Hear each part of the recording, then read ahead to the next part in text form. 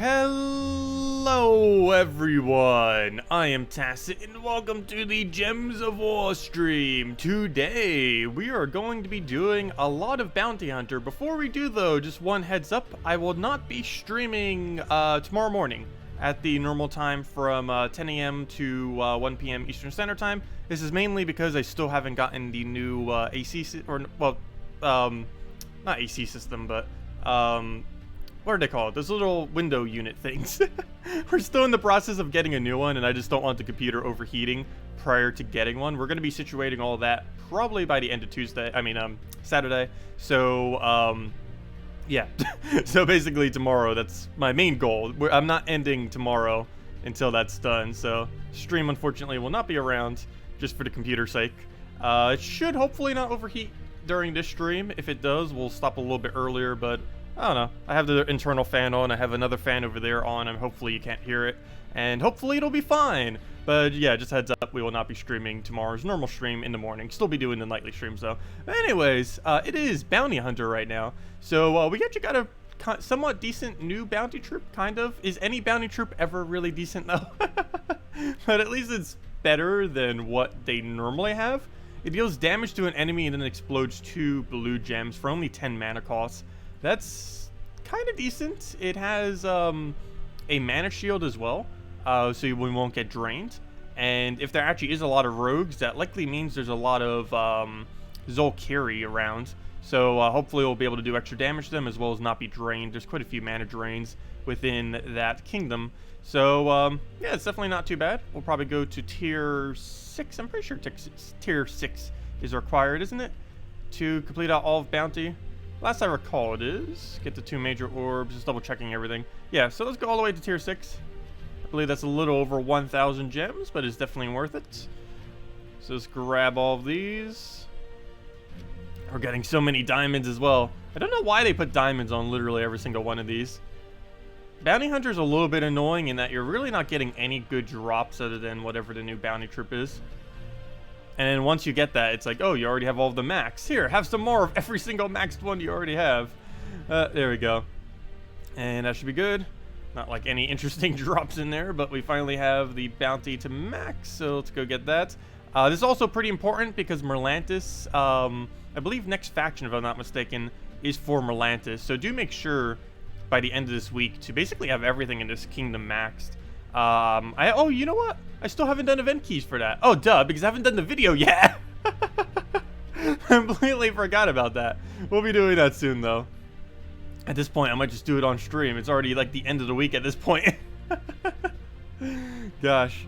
But, yeah, at this point, is there even much of a point in doing the video? Like, we already showed the other little team thing. I think you guys kind of already know at this point. A little bit late. It's already Friday. But by next week, we'll be in this full swing of everything as normal. But, you know what? Because of that, let's just open the event keys now. I did want to get both of these to Mythic by opening event keys. So let's go do that now. Where are event keys? Click on here. Hopefully it doesn't take too many. Come on, new legends. Okay, this is going to be awful, isn't it? I can already tell. We're going to be here for so many keys. Oh, we got well then. Random Undyne at 100. Do keep in mind you do need Undyne for 10-star Merlantis. So you might also want to go open event keys to try getting an Undyne too. Is that our second or third Undyne? Pretty sure that's our second. But what I really need is Nimue. I really wish that was just another Nimue. But we need 3 more Nimues. Still need 3 more Nimues. 1 more Nimue, please. Give 1 Nimue. Don't you dare give another Mythic. Or Leviathan. Come on. Just a Nimue. 1 Nimue. There we go. Oh, 2 Nimue, of course. At least we have a spear now. And it should be Mythic all of them. And if it's not, we can just throw Glory for the other guy. But I'm pretty sure we got picked up enough copies of him, so we don't even need to waste any Glory either. Where did it go? Merlantis, Merlantis, Merlantis, Merlantis. Grab that. Boom. And perfect. We got both of them maxed now. There we go. Go get that ascended. And now we have every single thing in this kingdom. This is actually the first kingdom where I have literally everything maxed. Oh, let me go do an orb. Save that 1,000 souls. Not like it matters much with 2.6 million, but hey, that was our second Undyne. But there we go, we have 2 Undynes now. I don't think there's a single team in existence that would ever use 2 Undynes, but we have them now. Okay, we'll go upgrade that and just level it up normally. And there we go. Okay. But yeah, now we have every single thing in Merlantis maxed. So if that new faction is indeed Merlantis, which I'm pretty sure it is, there we go. Entire thing maxed. It's got the mythic, got everything we need. And we got 2 Nimus in case we ever need it. Though I highly doubt any team would ever bother using 2. Same as, what's his name? Anyways, we got that upgraded. Let's go to Bounty Hunter. We're going to be starting with pure team, obviously, till about like 8 or so, 8 to 10. Depends which way we want to do it. And then we switch into a real team and go from there. Okay, I guess I was wrong. It is not a bunch of Zolkari. I was kind of expecting that based on what the Naga is like. But, oh well, let's go and get the whole team in. What do we need? We need all the bounties. So let's just type in bounty and see what we actually create after this. So we obviously need to use that. That's a given. What else? What else? We need... I'm trying to think of which way to do this. That's going to be useless. You're true damage, right? No, never mind. You're just normal damage. Wasn't one of them just true damage? It was you? No, it was you who is a really, really good one. Okay, let's get that in there. He's probably one of the best ones as far as damage, and we don't really need Feral Hound with it. So go with those 2. I kind of just want to keep the Parrot just so we have a backup once the Mermaid dies. And what else do we need? Also, wow, she has a really high base attack. Oh, I guess it's because she's getting 10%, but even without that 10%, that's like a 36. Lynx is, or Rift Lynx is still the highest though. But to a degree, that's almost worse because you need that higher durability so you don't die. And is there a green, purple? I'm like looking around. Oh yeah, there is. Avage. Or however you say that. Agave. I like to say his name so badly. But, yeah, I guess that's fine. Maybe we move him a little bit higher and have Parrot as our last one. Just so we have it. Actually, you know what? Tiger should probably be our last one. Even though he is armored, he has the highest amount of damage, assuming they still have armor. Only problem is not everything else on our team is true damage. I guess we'll do it like that and save Parrot for last so we can just keep mass silencing. And just go with that. We need a +1/+1 for the Mermaid. We're really only 1/+1. We could give the other one to a Gave, but I think we're going to go all in. What was that one banner that has +2/+1 for that? I think it was Leonis, if I'm not mistaken. Minus green, but we get a bunch of extra Mermaid mana. That will also leak into Parrot. Where to go, where to go, where to go? There it is. Okay, that should be fine. +2 blue, +1 yellow. Actually, is there a +2 yellow, +1 blue? No.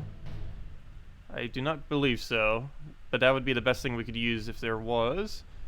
But there does not appear to be that banner. So we'll just go with that. That's fine. Anyways, let's go do the initial start of Bounty Hunter. And then actually switch into a real team, which will be some kind of weird team with Yagwe again. Or not really, you know, just a standard 3 of them with a Yagwe. It's pretty much how it always goes down. Not much of a need to really switch out of it until they make a really solid 4x bounty team. I really want to see the day where we can actually do Bounty Hunter without, or you know, just with 4 bounty troops. That is technically possible to do on the final battle. Someone actually did it, the previous Bounty Hunter, but it took them like 5 attempts. And obviously that's way too many. You need to be getting like 90% plus win rate with that if it's going to be worth actually using a pure bounty team. Maybe even higher than that. Okay, all we have to do is just throw each of these down. They'll die each shit. Doesn't even matter. Boom, boom, and boom. Because it's only the first bounty hunter, so everything is so weak. Also, hello everyone. Didn't even say my hellos. Hello, Curse Assassin. Hello, Matthias. Hello, Adempsk. Hello, Offer. Hello, Danny. Hello, Churros. Hello, Beowulf. Hello, hello, Chris. Hello, JZG. Sleepyhead. I was not sleeping. I was actually up the whole time. It was just the setup of the stream thingy. I've actually been up since about 8:30 actually. Hello, which is like 2 hours ago. Hello, because I know not everyone has the same time zone. Hello, Aragon. Hello, Paul. Hello, Ravel. Hello, Mo. Hello, M78. Hello, how do you say your name, by the way? MGiolis? MGiolis? I believe it's MGiolis. Hello, Raphael. Welcome. Also, you're new here. Well, glad you could join us. Right now, we're just mainly doing Bounty Hunter for today. It is a approximately monthly game mode. Oh, I should take those yellows first. That ends up giving a really decent amount of various rewards. I feel like the best one is how many Vault Keys it gives, as well as the fact that it gives 2 major orbs once you completely finish it out, which is a lot of resources. Normally, not too easy to actually obtain a lot of orbs, But out of every single thing in the game, Bounty Hunter technically gives you the most amount of orbs, especially since you don't really need to compete with the leaderboard so much. You can just simply go for all of the rewards and everything. While there is a leaderboard for it, it's not really that needed. It's just the actual main base rewards is the main bulk of the value from it. It is a little expensive though on gems. I think it costs like a little over 1,000 gems to actually reach that far. But later in the game, it is definitely worth it. Do you use Orb to upgrade unit to Mythic? Yes, it is very, very... still haven't really been using any of them yet for that purpose.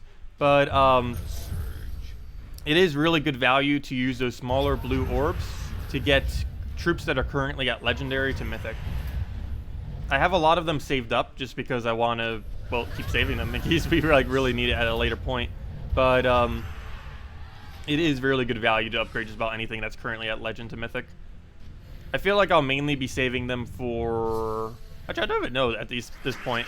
Some of it I'll probably save for faction troops, just so we don't have to use as many shards. But once we're ahead of the curve on shards, we're forever going to be ahead of the curve on shards. So I don't know if we should actually go and use them on those yet. I've been hesitant to. I kind of been wanting to, but I'm not fully sure.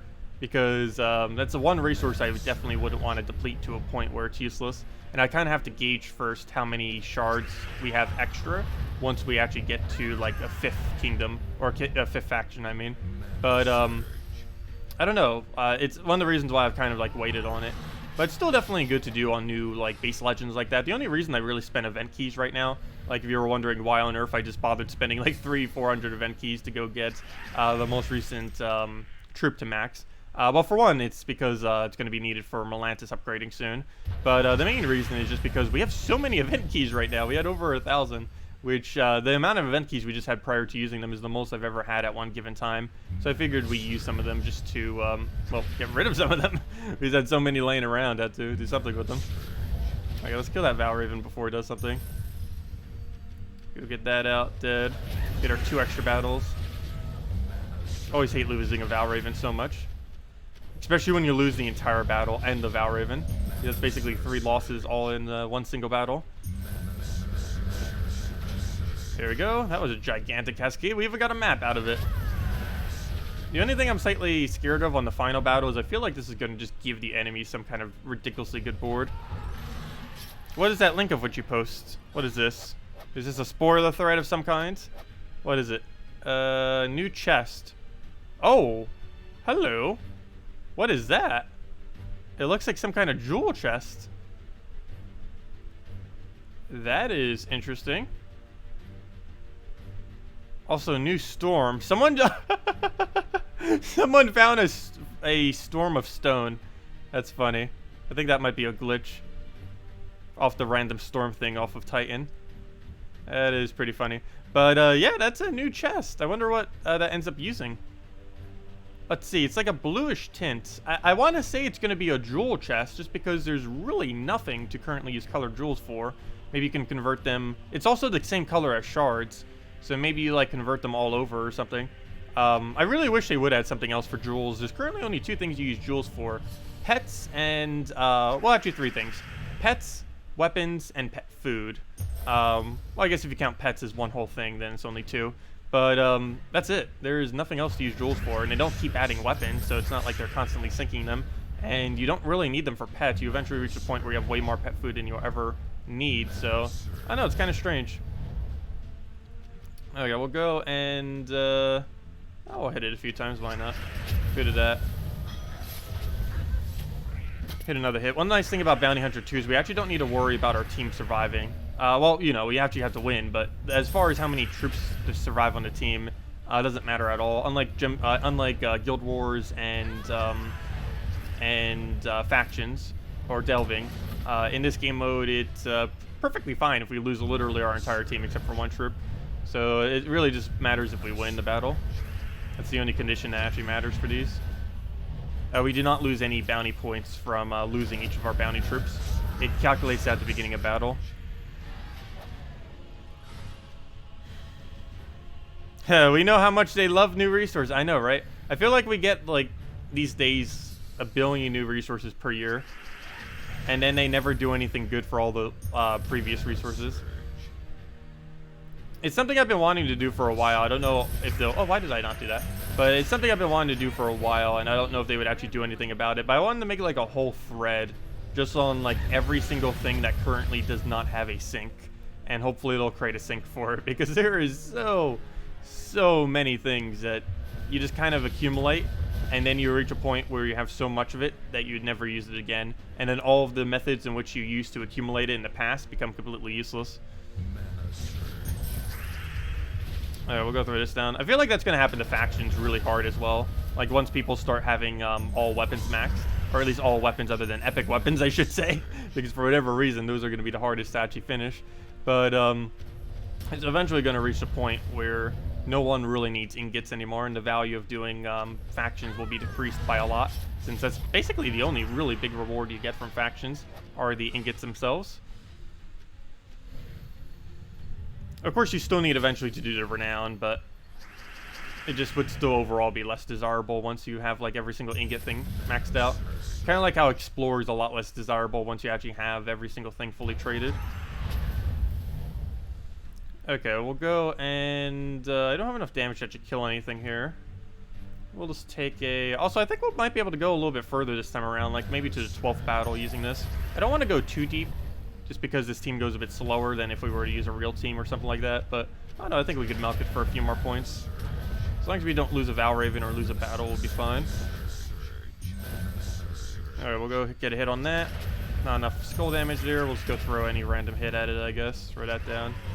Go throw down a silence into some kind of other hit. Yeah, we'll take that down. Throw another thing on that. Get our 2 explosions. She dies, but that makes no difference. Though that's a bad sign. We probably should actually switch over now. If we're actually losing a troop, that's a sign that we might start losing more. I don't know. We'll see what the next battle is. If it seems like ridiculously easy, we'll probably just go for it. Depends what the lineup is. So far, they've been really, really easy, though. But, let's see. That's fine. He has 2 scurvy sea dogs with no blues on his team. I think we could take that pretty easily. Oh, so hello, Franks. Hello, Gonkello. Welcome, welcome.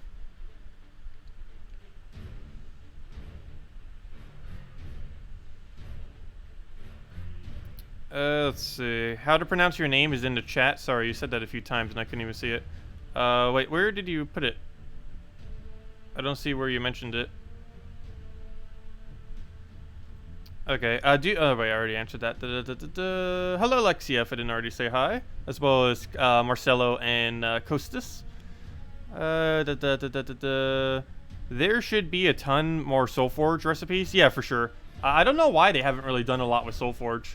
Soulforge came into the game very incomplete, and still is to this day very incomplete. There's so much they can do with it, yet they haven't bothered doing it yet. Okay, we'll go and take the red over. Take a yellow into a blue. Take a free blue and just throw it down. I'll take a skull first, though. And just hit it with that. Actually, we might be able to go all the way to tier 12 if they stay this easy. I don't know why, it just feels like bounty is so much easier this week. Not sure what's up with that. I guess it's just the team composition so far have been kind of like very underwhelming. A double instant convert with no blues on the team, or a instant double blue convert with no blues on the team. That is quite weak, to say the least. And there we go. Okay, next one. Yeah, that's not too bad either. It's pretty much a standard pirate team almost, except the bandit is kind of weird. But yeah, at least we get to do extra damage to all the rogues. These actually are a pure team of rogues, so yeah, we can still get away with easily killing that. Might as well. We'll take our yellow, our green there, take the other green, throw this to full mana. I'll take it off of yellow just so we have more blues on the board to explode. Oh, we really only need 2, but still. Do that, kill that out. Every single skull we do should like one-shot him. I'll go for Bonnie. Bonnie's going to be the biggest threat out of anything on his team. I was expecting that to kill. Apparently we hit the wrong one. Go to that instead. Go see if we can get the last bit of our mana here. Nope. Okay, well, we got the mana. We didn't get the skull, though. Let's take a cascade, try to get... Oh, duh, what am I doing? I could just take a blue. Take the blue, get that. Go take the skull there, dead. And that's match. Just hit it a few times. Go for a double blue explosion there. Oh, I just got rid of his armor. I should have done that in reverse order. Could have gotten slightly more damage, but he still dies, and down it goes. Let's see. You think I'm wrong? Try level 1 to 11. You can use the 4 times bounty troops. Level 11 gives you 2,500 points. After you continue by that level, if you shop for gems and chisels after 3 times with 1 strong team. Yeah, you can just stop at a lower level. Also, if it ever becomes possible, doing the 16th battle with a pure team is the same reward as doing the final battle with a 3 team. So if there ever becomes a team that can properly kill out the 16th battle, it could potentially be better value than doing the 200 one. It would be the same value, but if it's easier, then it would technically be better value. Hello, Icarus. Welcome. Yep, Valraven. Gotta go kill that first. He is not blocked by yellow, too, so gotta be a little careful about that. He definitely needs to not leave the battle. This is one of the main concerns I normally have with using pure bounty, is Valravens have such an easy chance of getting away. Though I guess it's slightly less so these days due to some of the better ones, like this guy who does a lot of true damage. He actually has the highest damage of any bounty troop in the game right now, even though he does true damage, which seems kind of odd, but that is the case of how he is currently. So we'll go throw that out, hit a 32, and it keeps going higher and higher based on whatever their stats are. We're gonna just double tap him here. I could take in some more mana off that, but oh well, we'll go to that, and that'll be enough to kill it off the Agave. And there we go, Valraven down. And we didn't even lose anyone this time. Actually, we haven't even taken a single poke of damage yet until I said that. But there we go. All right, let's take the red over. Okay, we'll take the brown over, grab that, throw something else down, let's take the skull, try for purple. And we'll take the brown. Feels so weird doing like a different team like this too. Like the meta is so concentrated into like several dozen teams. It's like, okay, we finally get to do something that's actually somewhat weak, but still like fun to use for once. Okay, can we take this? I want to say no and start using the normal team. Though we did just get a Valraven, so the chances of Valraven here is pretty unlikely. The only real big issue is we have about the same stats, and his team synergy is actually pretty much stronger than ours, oddly enough. I don't know, I think we could still take it. Rogue's not going to hit that hard, and it's hitting on Parrot. We'll go for it. There's a very low chance we'll see a Valraven here. Maybe even one more after this, and then we finally switch. I still want to go too deep with it. And that was the main thing I was afraid of. Oh, you hit first slot? Really? Out of everything you could have hit, why do you have... No, okay, that's not good. Okay. That's pretty much what my concern was. I think we go and use a normal team now. That's not good. Should still be able to win this, but that's definitely not what I wanted to have happen. Can you stop gaining so much mana and one-shotting everything? Let me silence you before you just destroy our entire team. Okay. Actually, that's such a threat. I'm throwing this at you immediately. I might not even go for the silence yet. I kind of want to do it with a, kill it with true damage. So I'll try for a red there. Got it off the cascade. Go move that down, get another hit. That's fine. Kind of, not really. We'll go throw this at you. That's enough damage to kill. Now it's back to 2-2. And, yeah, all we have to do is really kill this guy. He has a bit of a high attack, but at this point we should be okay to win. Let's throw the silence at him. Him getting mana is perfectly fine as long as this guy's constantly silenced. He's no threat then at that point. Okay, none of this seems that good. Well, actually, I guess the red's fine. Just need to go start taking browns and reds. That's basically where all of our damage is going to be coming from at this point.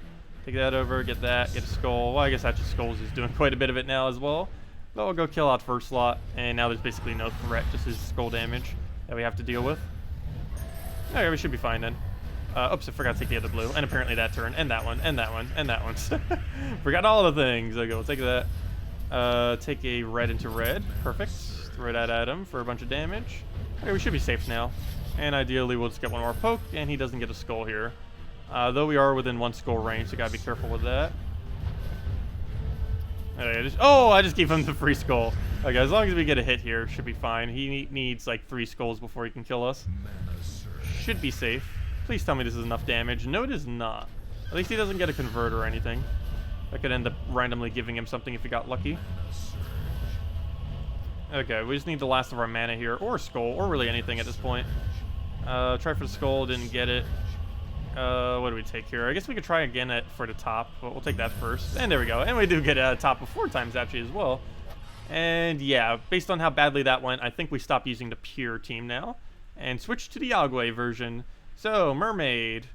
What's everything we need? We need mermaid. We need Yagwe. We need feral hounds. And we need one other thing. Well, that one other thing ideally should be a purple. Problem is, there's like no good bounty purple troop. That'd be great if they ever added one. But we have Rift Links and we have a Gave, both of which aren't really the greatest of things. That's like 26 damage, barely, and that's like 20. And it just reorders them some. I might just go with Rift, just so we don't block as much. Oh, then again, we're actually blocking more, because then it blocks red. I don't know, we either gotta block one or the other. If I want to cover purple, we can't not block it. That or we just have to use, like, a Parrot and just do it that way. Actually, I think I will go down that route and just go with a Parrot thingy for backup once the other thing dies. And just put that right there. Okay, that should be fine then. Mermaid, Parrot, Feral Hound, Yagwe. I don't see any issue with that. Let's go and change our team to not that banner. We should be going all in on, what's his name? And luckily, both the 2 brown banners actually have a -1 purple on it. So we still get to use the fact that we don't have a purple to get some value, if nothing else. Yeah, that'll be our team then. Mermaid, Parrot, Feral Hound, Yagwe. So standard Feral Hound and the Yagwe. Actually, pretty much exactly standard team. Though Mermaid eventually, after this point, might start replacing out Parrot. But yeah, this is normally what I always do. Bounty in first slots, followed by Parrot, Feral Hound, Yagwe. But I think into the future, this team is going to be whatever the new bounty troop is. Mermaid, Feral Hound, Yagwe. At least until we can finally get 4 bounties. Because obviously 3 is about the best you could really do for the later battles at this point. Unless you could eventually take out Battle 16 with pure bounty. But even then, it's just going to be slightly hard to kill the Valraven. Unless they add something that's just really effective against it. Like maybe something that is better against undead or beasts or something like that. Anyways, we'll take a skull there. Luckily, Valraven's in first slot, so that's the easiest possible location to try to kill it in. Let's take all that, why not? Grab all that mess. Go take a bunch of mana right there. See if we can get kind of any cascade going or anything. We get double skull here, I guess that's fine. Get our Valraven kill. We get a nice silence or something down. And go from there. Let's see. Let's get... yeah, we'll throw silence. Do that right in the middle. Get all 3 of them, very nice. Feral Hound, don't need yet. Let's go for some explosions, I guess, for now. We can use it as an alternative mana generator, too, at this point. And if it actually turns like that every single time, that'd be great. Okay, we'll go for this. Should be a really good board for it. And no, it is not. Apparently, we don't land it. And he grabs all the extra turns. Hopefully, that doesn't happen again. Or else the mermaid's gonna die. What do we need? I really hate that we don't use purple so much. We need a new bounty purple. Go. Something that doesn't block this team would be great. Yagwe needs to reach full mana so we can actually go use it. Though if I keep missing with hounds, he's never going to reach full mana. So I guess we'll just wait a little bit. Oh, mermaid, don't die. No! We needed you for mana. Oh, now we got Parrot. Hopefully the last battle has rogues right up front so it's easier to kill. Alright, we'll get a hound down. Hopefully it lands. Nope. Pure miss. Don't even get anything from it. I'll take a blue to red. Get that up. Go and take a skull. Take like another 2 skulls. And that will be that. We'll take the red over. Go take that skull and dead.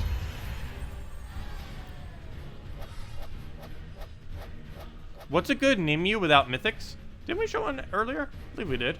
It was this team. It's not the greatest of things, but there's no really outstanding team with Nimue. It was not that one. It was Nimue. Oh yeah, I guess technically I haven't done an actual video going over it, did I? That's not what I want either. Where'd it go? One of these teams is the Nimue team.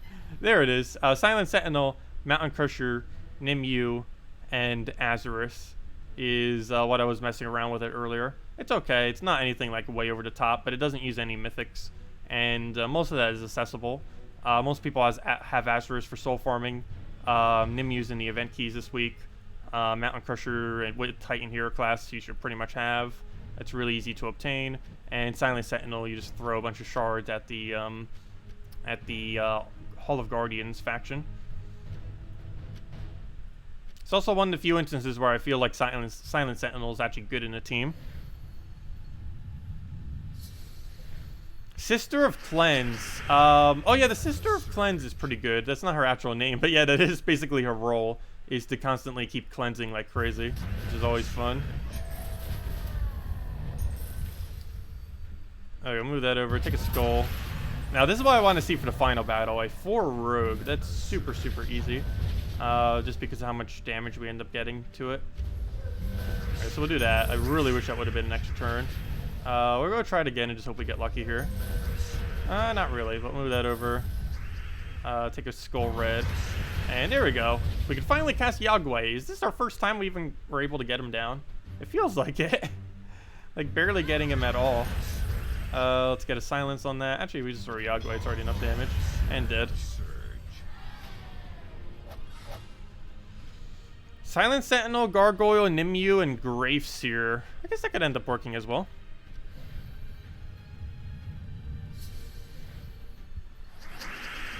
The biggest issue with Nimue is it doesn't really have another double convert to work with that it synergizes with amazingly. It might in the future, but currently it doesn't. But you never know. Maybe the next one around the corner will synergize with it.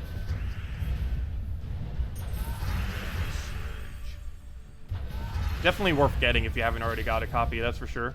It's not really worth using for much, but it's definitely worth having around. Well, really every single troop is worth having around to a degree, but you know what I mean. I should have just taken that skull earlier. Whoops. Especially since they're all rogue.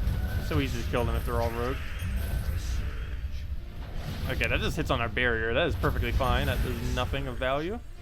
Do that, and already dead. All the skulls. Don't even need to go and manually do anything. It just dies out. And go from there. Also, as I mentioned earlier, we are going to only have one redeem code this stream. What we're going to be doing from now on is actually one redeem code per stream is how we're going to be doing it from now on. Unless it's a special occasion for something. But generally, it's just going to be one redeem code per stream. But we're going to do it literally every stream. So like this stream this morning as well as the stream later tonight, we'll both have a redeem code. Yeah, we'll have it in a little bit later, once we get a little bit deeper into Bounty Hunter. Haven't even reached the final battle yet. But we'll go and, let's see, that's in skull range already, so we'll just go and do this on second slot. Actually, really, the biggest threat is that one right there. As long as we have the barriers, though, it's going to be fine. Because this can almost one-shot us once we reach the final battle, just because of how much stats we'll have, combined with the fact that boosts based on our stats. I really want to just Feral Hound right here, but it's a lot safer just to take that red. Aw, he took away my alignment. We're going to have to throw Hound for nothing. And hopefully it gives us alignment. Perfect. Get our free turn. And it's basically dead. Just take a red. Go throw down a... I guess we'll do a Hound. Why not? Get a Hound in there. Get a Yagway in there. And dead. Or almost dead. And dead. How does Megavore spell remove armor from all effects Guild Wars scoring? It doesn't. It counts for 0 points. All the damage he does off his armor tier does not count as damage. Anytime you ever do a stat reduction, to my understanding, does not count as score within Bounty Hunter. I mean, within Guild Wars. So anything that ever reduces a stat, so regardless of what stat it is, even if you're reducing HP or armor, it does not actually count to points at all.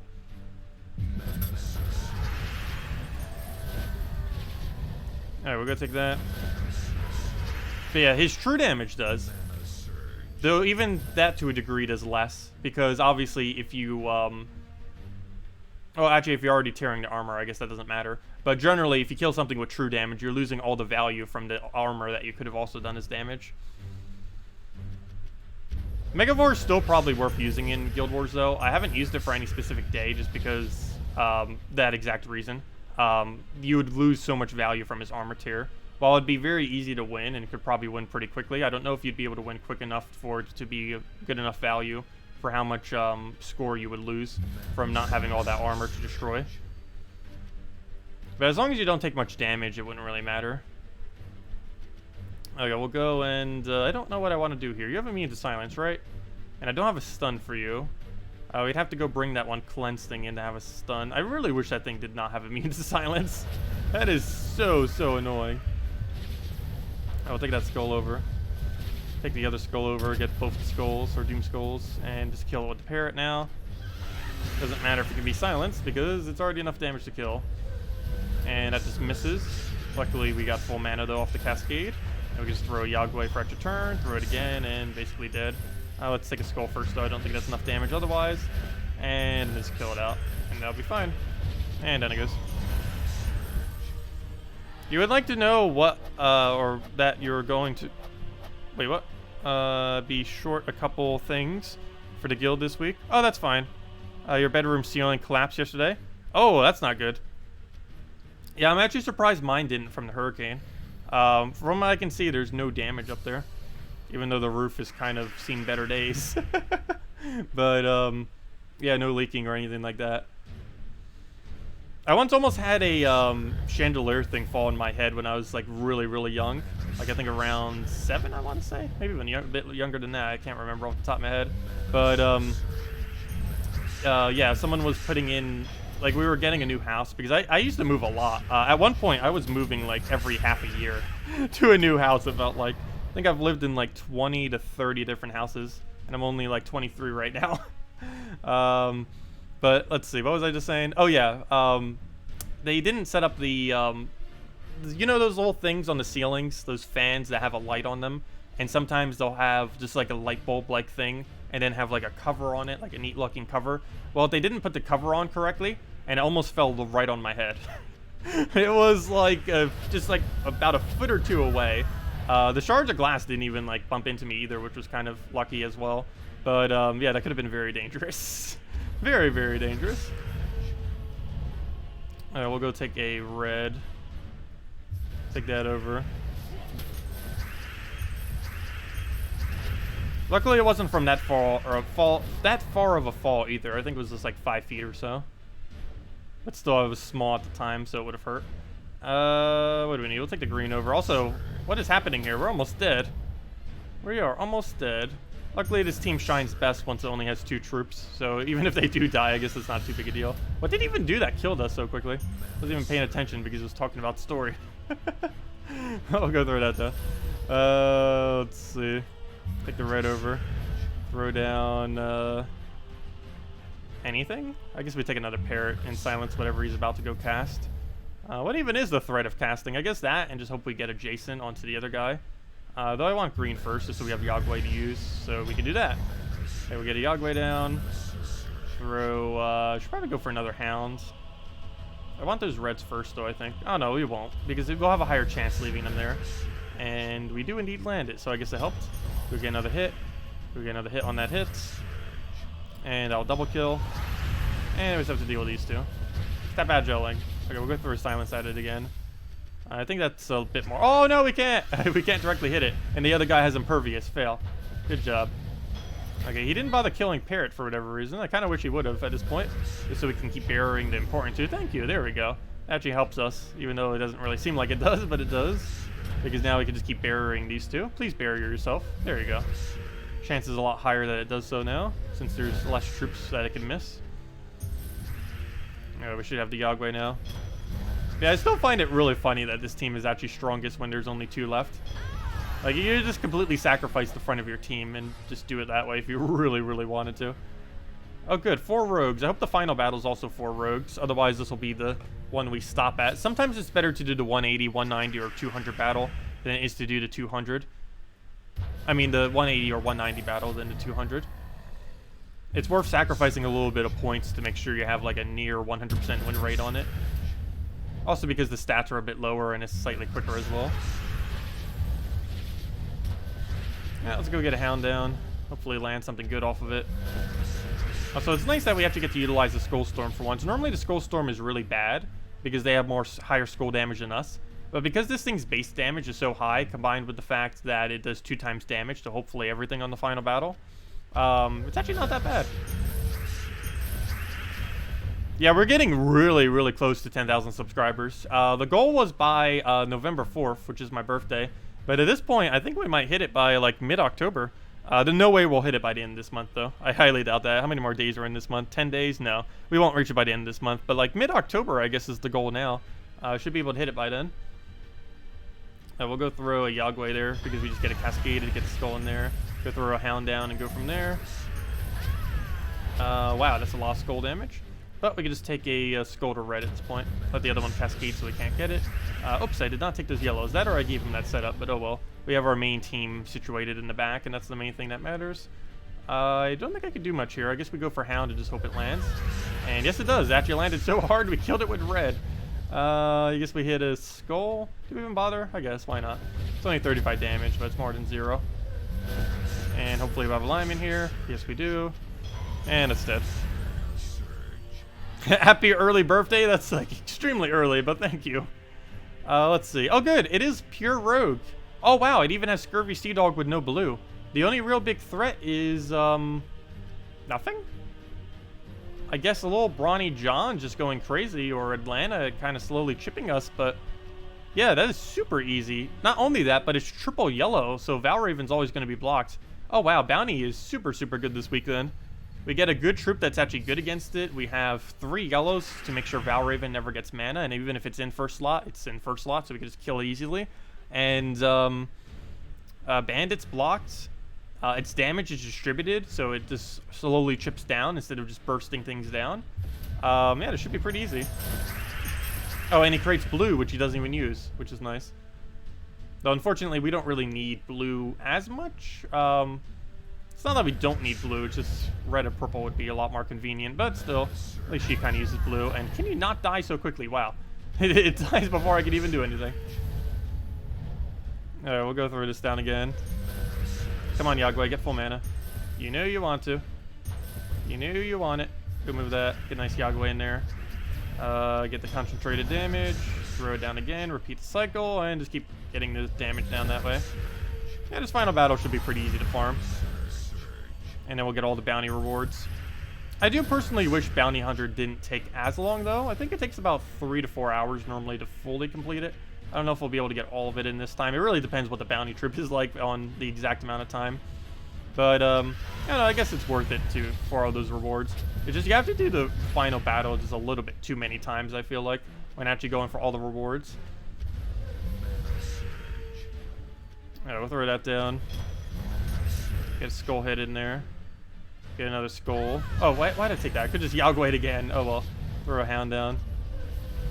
Should have a Yagway somewhere in all that mess. If he would stop killing us. Move that over. And I don't have any direct alignment, but I guess we'll still go for it. You know what? Let's take the skull first. Just so we have enough damage to kill it off of the actual cast. And down it goes.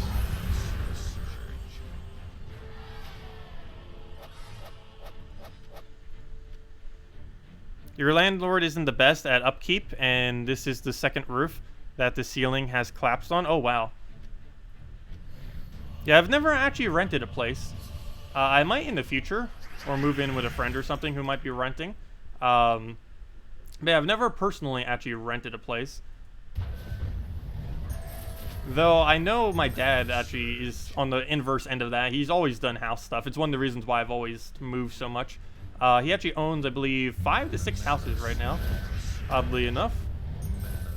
All in New Jersey. Okay, what do we need here? Well, we obviously need to kill Valraven. I'm just trying to determine which way I want to kill it. I guess we'll go with this first. Luckily we hit a random... No! Luckily we hit a random skull, but okay, well... I was hoping this could be our first ever perfect bounty hunter. Apparently not. It's just going to extra turn into instant leave. Not much we could have done about that. I hate that so much. Luckily, I don't believe we need that to make leaderboard, nor to make all rewards. But that is pretty disappointing, losing 2 Valravens like that. Or, not 2 Valravens, but 2 sigils like that. Not much we could have done to it, though. That was basically just pure luck. Or pure unluck. We'll go throw that down. Yagway has basically nothing of value, but it gets Pharaoh Hound back to full mana, so I guess it's fine. Good, he didn't get that. Yagway, where's your mana? We need you. Perfect alignment right there. Okay, this is probably gonna miss. Still gonna go for it though. Maybe we'll take a skull first. Get that. He'll skull us back. That needs to not die would be great. Luckily it barriered itself, so it's safe from the AoE. Did we throw this? I almost want to do another hound and just hope it barriers itself. Perfect. And no alignment, but it is a lot of damage. Nonetheless, hound will die any second now. We'll just take that for a bunch of mana, get a free skull, and that should be enough damage. Down it goes. Did you ever read your question about Green Guild War Day? Sorry, I did not see the question on Red Guild War Day. Actually, apparently I missed a couple questions here. Hello, elites, welcome.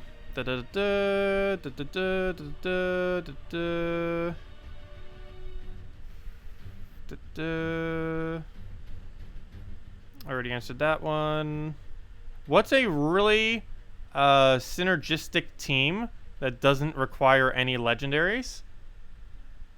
Alchemist, Moneylender, Double Goblin Rocket, or Alchemist, Moneylender, Goblin Rocket, and one other Ultra or Epic Blow troop that does a lot of damage. Something along those lines. It can infinitely loop until you win automatically, so that's pretty decent synergy. It's generally not the quickest without legends or mythics because you need those for higher damage rate, but it's basically auto win once you get it going. I just don't use it much because it's so ridiculously slow when using it this late in the game, but using it in early game is definitely very, very strong. You can even use it for Red and Brown Guild War Day. It covers 3 colors instead of 4, but it's still, that's 3 colors. Oh, no problem, Deanna. Glad could help. And if you ever have any other videos you want me to cover or any suggestion or anything, feel free to leave them. We'll make sure to do so. Will you be doing your Brown Guild War attack on this stream or later on? Oh, we'll be doing it later on. We always do the guild-related thing on the nightly stream, as well as our delves. We always do on the nightly stream. Do you have a new guild member lined up for Monday? Currently, no. I do not believe I do. I believe someone was leaving, wasn't there? But yeah, I don't currently have someone. So if anyone from my guild wants to start recruiting, feel free to do so. That or we'll find one later on, like Sunday or Monday during the stream. Oh yeah, we're level 1337. Someone brought that to my attention yesterday too. I was going to make a big thing out of it, but I completely didn't even notice it earlier when we became 1337. But yeah, we're currently elite. I need to make sure I use Draco's 1337 before we gain a level. He's completely useless, but we have to. We'll never get the chance to do it again while we're 1337. Alright, we'll go do that on first slot and just kill that out. We'll take the red. Take a brown. Idiagwe. Get a nice alignment right there. You know what? Adana actually is a little bit of missing. Or Donna, I mean, what's her name? Atlanta actually is a little bit annoying because it keeps removing my barrier every cast it does. Normally the high damage single target ones, while they might sometimes go for something dangerous, they can only hit one at a time, so you can easily barrier her. You can't really out-barrier her speed of damage, which can get in the way sometimes. Okay, we'll kill that. A bit overkill. I probably actually should have went for the other one. I think we would have most likely hit his skull to be able to kill it with. But oh well, we got Yagway alignment, so everything will just get plowed down with that. I'll take that over. Get our mana. Take the other thing. Take a brown over. Take a skull to skull. And go from there. I guess we'll I guess we'll silence right here. Actually, you know what? We're not going to silence. We're going to go for that. Hope something weird happens. Apparently not. Move that over. Throw a blank Yagway. Throw silence. Is that even needed? I guess we'll do it. Why not? He might steal 4 of our gold. Oops, I completely did not see that. Oh well. Should still be fine. Go grab herself a red into a red into a red. And go from there. That dies, but it doesn't matter because we already won. Doesn't matter how many things we finish with in Bounty Hunter. As long as we complete the battle with a win, we get the full amount of points. And as long as Valravens don't escape again, like we already did. I was really hoping we could finally get a perfect score. This was set up, or a perfect Bounty Hunter. It was set up so perfectly. But, yeah, it already got away. We already lost a Valraven. I highly doubt we're going to lose a battle. But we technically already lost 2 due to the Valraven. Even though we didn't actually specifically lose a battle yet. Okay, we'll go and, what do we take here? I guess we'll leave him the skulls. Let's go throw an explosion for now and hope something good happens. I'm actually gonna throw this on last slot just in case. You never know. Is he already dead? Or she already dead? Yep. The answer is yes. Can you stop getting so many skulls? We'll take that skull just to give her some breathing room. Take the barrier. Get a Yagway down. Get another barrier. Get that down. Yeah, man. There we go. We'll go and throw it down again. Throw it down again. Throw a Yagway at it. Take our reds. Actually, I probably should just throw it again. If in doubt, keep throwing it down. What do we need? Take the brown to red. Oh, yeah, actually, I didn't even notice his HP value. We actually killed it with just the damage off that, off the red. We do 3 true damage every single time we take a red. While it's not much, it definitely starts adding up over time. Plus, it makes our other thing do more damage, which is nice. And it's match. All we have to do is double cast that. No escaping this time, Valraven. Not again. Never again. Okay, let's go claim some of our rewards. We're actually at tier 16 right now. Or almost tier 16. But we have like 2-3 orbs just sitting here, as well as a bunch of other various resources. So let's go claim all of that. So we got ourselves a vault key, 13 gem keys. That's not too bad. Some of our gems back, some diamonds, which I don't need. Some other resources I don't need. Some treat stones I don't need. But what I really need is 3 blue. Go. Oh no, that is the exact opposite of 3 blue. Well, that's not good. Hopefully that means our major orbs will be good. If we're getting bad luck for those. It's mainly the major orbs I need to be good. If we get 1 gigantic blue orb, that is so much more value than getting like a few smaller blue orbs. Well, both of them are pretty nice to get still. I do eventually want to get a Zugoff. I'm still so far away. If I convert every single orb I have, I believe I only have enough to craft 2.5 power orbs. And if I only craft the major orbs I have, I only have like 1 or 1.5 of the max orbs. And we need 8 of them. It's been out for like over half a year now. And I'm still not even halfway to getting it. It could be a whole nother year, possibly even longer, before we actually ended up getting a Zugoff. Unless I start making leaderboards, I might just need to start going for first place leaderboards eventually. I've kind of been waiting until it like dies out completely and no one ever bothers going for them. I'm pretty sure people will always bother going for them though. A power orb is like really insanely good value. It just instantly maxes any troop. Even if you already own Zugoff, that's still insanely good to have. It maxes all traits, it maxes all level, and it maxes ascension. So any troop you get, you just instantly have it fully maxed out within a second. Just put the orb on it. Okay, we'll go and we'll get a Parrot down. Silence that one. Get a double silence. Bandit could actually kill us. How much damage is that? Never mind, it's only 31. Also, I still don't understand why it says steal that much gold. Yet whenever the AI does it, it only ever steals 4 gold for some reason.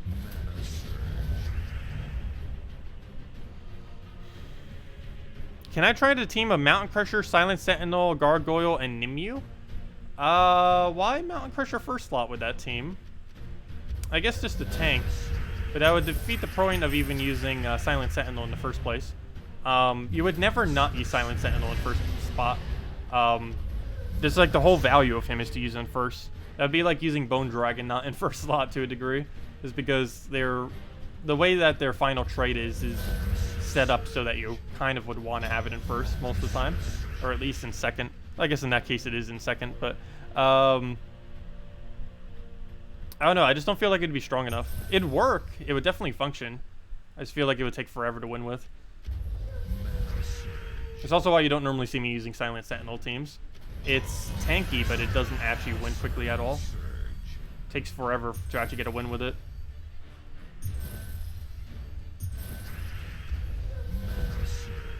Okay, we'll go mess around with it. I don't see why not. And there we go. Okay, let's go give it a shot. Team that you just mentioned. And go claim our other reward real quick. All that. Get another vault key. How many vault keys do we have these days as well? I'm not throwing them until the new treasure gnome of some kind gets released. I believe Glory Gnome is next, if I'm not mistaken. We already got a Soul Gnome. Haven't really been seeing many Soul Gnomes, though, even though they came out the most recent patch. What am I looking for? Not that. I'm looking for my vault key number. 9 vault keys currently. That's good. Okay. Well, anyways, let me go and do the team you just mentioned. PvP, fights. That's a really annoying team to fight. Let's see. Let's go and replace this with that. We already have a Nimue in there, so don't even need to replace that out. Let's go get a Mountain Crusher. Let's go get a Silent Sentinel. Silent Sentinel. And what was the other trip we needed? Just a Gargoyle. What's with the Gargoyle? I don't think we need it for synergy with anything. Is there something I'm missing? Splash damage. Yeah, what's the Gargoyle for? I guess just for a small amount of mana generation and maybe cleanup. Let's just go for double brown here and just go Mountain Crusher spam. Yeah, we'll go for that.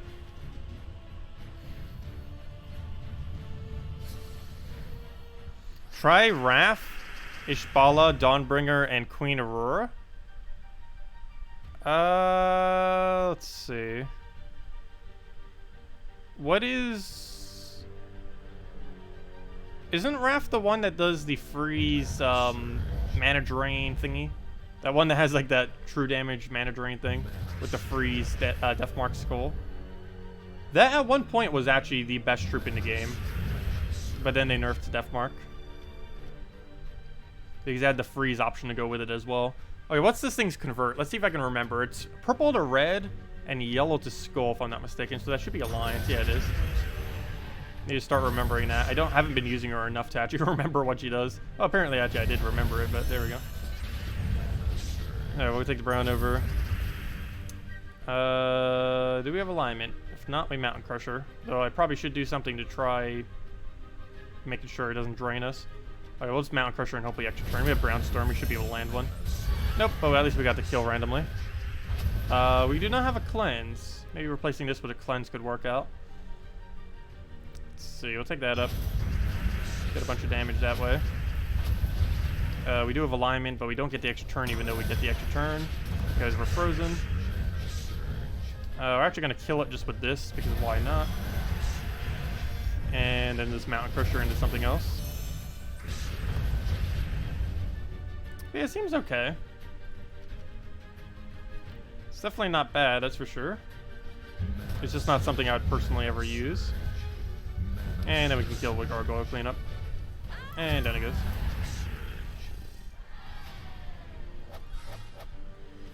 Okay, let's go test the other team, I guess, real quick.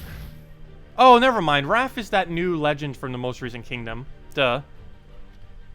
Haven't used Raph much either. Mainly because I feel like Gorgolfa most of the time works better. But he's definitely really good with Skull Spam, that's for sure.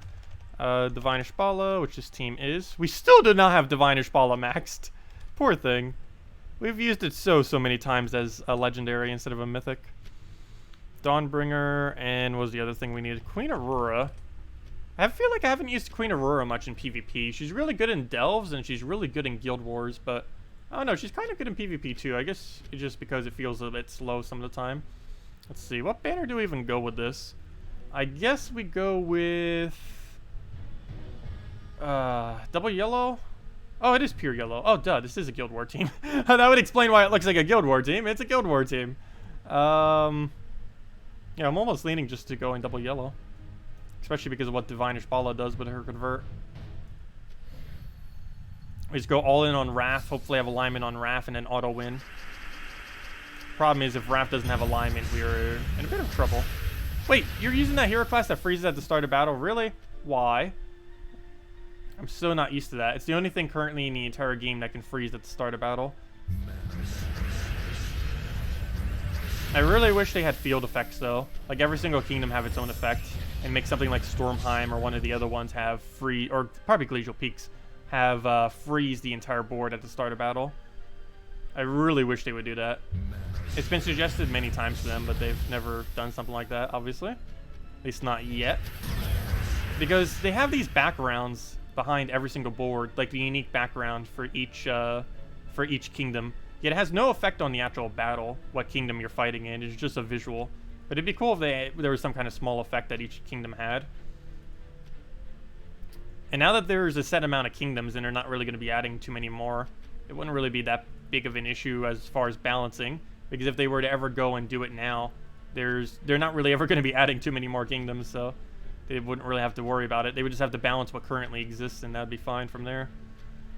I think we're going for this and just hoping it does something good. There we go. Oh, yeah, that was naturally aligned? I didn't think that was. Apparently it was. What else do we need? We just scroll it and dead. Oh, that wasn't enough damage. No, don't die. If this was Guild Wars, that would hurt. And it was Dawnbringer. But yeah, it seems okay. My biggest concern normally with using Raph in Guild Wars is always that he'll just die, because he has very low durability. And if you're using Skull Spam, the second you miss with Skull Spam, he's just going to die to the enemy Skull Spam hitting you back, because he doesn't really have good resistance to it. But let's go back to Bounty. We still have 4 more rewards we need to get, though they take the absolute longest. The 1 Vault Key, the Orb, the 2 Major Orbs, and I guess all the other scraps that we get from it. All the other scraps are pretty useless, though, other than maybe those 20 gems. Anyways, how's the leaderboard looking? We're still at 10%. 250,000 is how much is needed to get all rewards. So currently only 22 people have completed out Bounty Hunter so far. Let's keep going. Fight, find a battle, go right into it. Turn 2 Shadow Hunter killed your Yagwe. Ow. That can definitely happen. Though the final battle doesn't have one. So once you reach the final battle, you'll be safe. But yeah, Yagwe, I mean, Shadow Hunter is the one that we've gained, or taken the most amount of damage on so far, I would say. It's because the boost ratio is based on all your HP, plus it already has decently high stats due to the level increase thing. Also, that reminds me, what level are these things? Level 90. Interesting. I never even realized that it didn't go up to 100 in this game mode. I just kind of assumed it was, because most of the other ones did. Oh wow, we just killed it with pure red. Now we can just move right into the next one, nice. But yeah, like pet battles and stuff do it that way. But it does make it a bit easier that's only 90. Because these synergies definitely aren't the greatest most of the time. Okay, we'll throw Hound down. If we miss the reds on here, there's something wrong. There's like 25 reds on the board. Even doing a double, which has a lower chance, you'd still be able to hit it. And then it misses. That was a pretty good board too that it missed on. Alright, let's go for some explosion there. Get a nice skull randomly. There goes Atlanta, getting rid of my barriers. Actually, I think I was underestimating Atlanta earlier. She actually is really annoying. Just mainly because of how often she removes our barrier. Because there's no way for us to keep stacking barrier. The second she casts a single time, she removes it all. And she's too far back for us to quickly kill. So we always get our barriers removed when she's around. So an easy way to deal with that is just have our first 2 troops die and then just go from there. But still, it's annoying to deal with. Good morning, Dragon Ball Z fan. Welcome. What were the first 2 codes? First 2 codes for what? We will have another redeem code, or we will have the first and only redeem code in a moment. And we'll have the other one later tonight, if that's what you're referring to. What we're doing for now on is just 1 redeem code per stream, but doing it literally every stream, including the morning ones, the nightly ones, and stuff like that. Yeah, we'll take a skull here. He gets a big convert, but it does basically nothing because he uses no blue. I love when it does that, though. Makes it so easy. When the enemy has a converter that it doesn't actually use the color for. Obviously, that normally only happens under AI teams, but still, it's nice to see when it happens. Actually, you know what? Maybe we should make that our defend team in PvP. Some kind of really weird team that has instant first turn mana generators, but those instant first turn mana generators are counter to the team. Like using a purple team that with no yellow that uses Mercy or something like that. Okay, we'll go and move that down, take a skull, throw that down, and move from there. I guess we'll get a big Yagwe in there. Take the skull over, take the other skull, go throw down a Hound, get a nice convert in there, get a red. Thank you for the subscribe, Spanarks. Much appreciated. And then we just hit this into any kind of follow-up, and that'll be match. If we can actually find a skull. I guess that we don't need a skull. We just need to get something to hit him with. There, that works.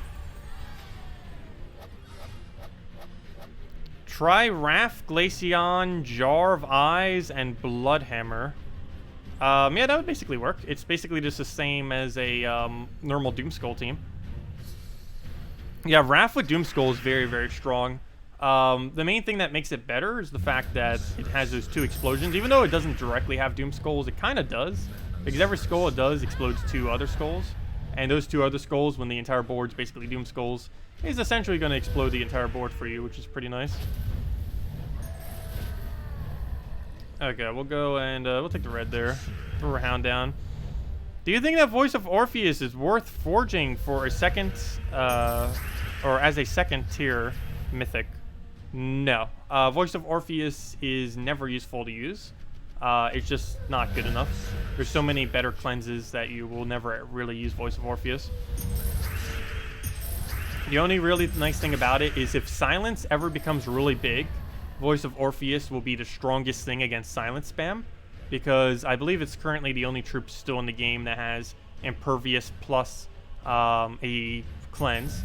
Or, you know, immune to Silence plus a cleanse, I mean. But other than that, that's the only real good role it has, is anti-silence. In every other instance, it's not worth using. And Silence isn't big enough right now to bother building a pure anti-silence team. Okay, we'll take that. Actually, I didn't even realize that. Voice of Orpheus with the voice is the strongest counter to Silence. That is pretty funny.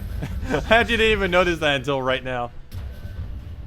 Yeah, that's funny. Voice of Orpheus is biggest counter to Silence. Throw that down. Throw Yagway if we have a lineman, and we do. Let's see. Do you think that voice... I already read that. You just got Arachne Weaver recently. Oh, very nice. Yeah, Weaver is really, really good with Megavore. It's also decent just in Delves in general, even if you don't have Megavore. It can constantly keep giving you web spinner summons, which in some teams can be very useful. Like if you were using it with Yasmin or something. And using Yasmin is pretty solid in Hall of Guardians, if you have it laying around. I'll throw another Hound down. Go throw a thing. Okay, then we'll go do the Doomskull team with the eye, I guess. It's pretty much just the standard team, just with an eye instead. What do we need? Oh, let's go throw it. And then it goes Silence, kill it. And yeah, we'll do it that way. And down it goes. Okay, let's go and go try the Doomskull team real quick that was mentioned. Do it against, say, Dragon Divine team. Or actually, just a Divine team. Actually, not a Dragon one. Just normal Divine. Okay, let's go build a Doomskull team. Glaceon. That is not how... I just spelled Glad instead of Glaceon. Glaceon. Get that in there. Those are the other 2 things we need. Obviously, Bloodhammer. What was the other one? Where'd it go? Where'd it go? Where'd it go?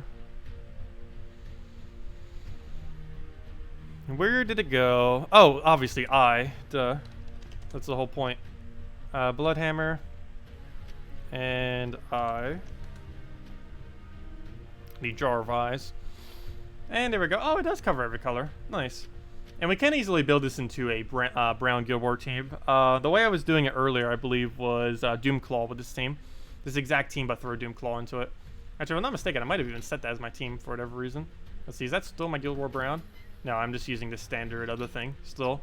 But I was using that team, basically. This team, but with Doomclaw for Brown Day. And it was okay. We actually ended up scoring, I believe, almost 9,500. But the problem is you have to get really lucky. And if you don't get lucky, it's going to be a big problem. But you know what? I'm actually going to go green-blue here instead. I think it's going to be better than going into pure brown, just because we need to constantly keep getting the mana for that weapon. What am I looking for? Green-blue. Where is it? There it is. And let's go test this and see what happens. You're level 534 and don't have Mercy. Well, you don't really need Mercy at a lower level for the most part, or a mid-level. Mercy you only really need later in the game, because most of the troops you use Mercy with are like really high legends and mythics. So you don't necessarily need to have it earlier on in the game, because there's not as much to use it for.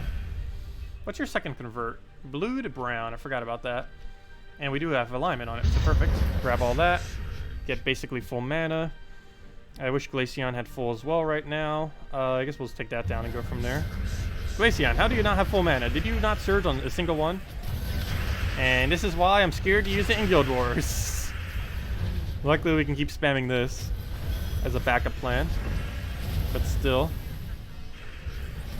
Yeah, and Jar of Eyes actually does have a lot of things that is good with scroll spam too, like actual troops. Like half the troops you can summon off it are really good first slots. That one that steals attack, and the other one that, wow, we just got destroyed on that one. But it has the one that steals attack as well as the one that has scroll spam itself as well. But yeah, that's why I normally don't use Doomstorm or Doom Skull related teams. It can win very hard, but also loses very hard, and it's just not consistent enough to bother using. It's also why I don't use it in Guild War. We tried it once or twice, but it's just not worth going for. It's too high a risk. I'd rather just use a really consistent team that scores kind of average, rather than that team and just kind of hope it works good, because often it does not do that. Do you ever think the devs will make it when creating a team with your hero that you will be able to lock the hero class to that particular team? It is something they have discussed in the past. If and when they will get to it is questionable, but yeah, hopefully they will. It's something they've mentioned, but how far it is on their radar right now as far as doing it in the near future, I do not know. I really wish they would. That would fix the whole hero problem, of course. If they just allow you to be able to set it per team instead of having to constantly keep switching it for a ridiculously high gem cost. It's something they'll probably eventually do, but who knows when they'll get around to it. If they're even still going to do it. They mentioned that they would in the past, but recently they haven't really made much mention of it. And normally that's a bad sign. Like, we were supposed to get a friends list in the past, and now it's like 2 years later and we still don't have an in-game friends list. They even added a button for it in-game as a spoiler, and then never added it. It was there for like a year, a little over a year, and then they removed the button because they didn't end up implementing it, obviously. But hopefully when they're making some of the Guild War changes, that's something they're going to be considering. Because there's currently no way to private message people in-game. Even people in your guild, you can't private message. Okay, we'll go and take that over. Throw it right over. Throw a Yagway down. How long does it take to forge Dawnbringer? That really depends heavily on what method you were using. And how long did it take me? That's hard to really estimate because I had almost all the souls, if not all the souls, when Dawnbringer was released. So I didn't really have too many to farm for the most part. But it takes anywhere from about 20 hours to upwards of 50 hours to farm the amount of souls you need for Dawnbringer. Is how long it takes. So really, it's quite a bit of time, but in the whole scheme of things, not too much. That could technically be done in 2 days.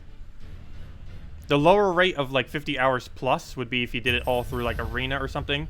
The lower rate would be, or the quicker rate would be if you were to do something like a double fair Shra team of some kind with a Dragon Soul and like an Umberwolf in back or something like that. Okay, let's go and get a silence down. I should probably be silencing her every single time. She's the biggest threat on the enemy team as far as casting is concerned.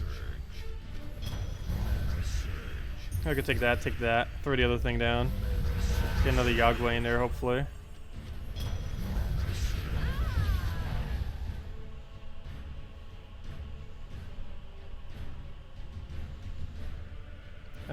Throw that down. Throw it down again. Ah, big yawn, sorry.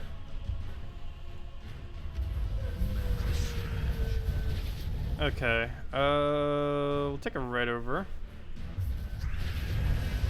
What do you think about raising the gems you get every week? At the moment, there seems to be too many events and too little gems. They ended up nerfing gems a while back by a really ridiculously large margin. I don't know if they're ever going to add more ways to really go and accumulate them. I feel like at the moment, there's an okay amount of gem rate, at least in very late game. Like if you're in like one of the top 0.1% of guilds in the game, then I feel like the resource rates are fine. But yeah, there is definitely a bit of a gem or a lack of gems for people who might be a little bit lower or mid-range. Well, definitely for people who are lower. But I don't know, I think they kind of have it like that by design, just so that there is still a need for gems. Because for a while, there was way too many gems in the game. At one point, you could get upwards of 5k gems per week. It was really broken at one point. Like, that was obviously, like, a little bit too excessive. But it is starting to reach the point where it's almost going the exact opposite of that now, where they're not giving enough. They're giving a lot of gem-related resources, though, that kind of make up for that recently, though, like gem keys and lure key, event keys and stuff like that. Because even though those technically aren't gems, they, in the long run, end up saving you gems.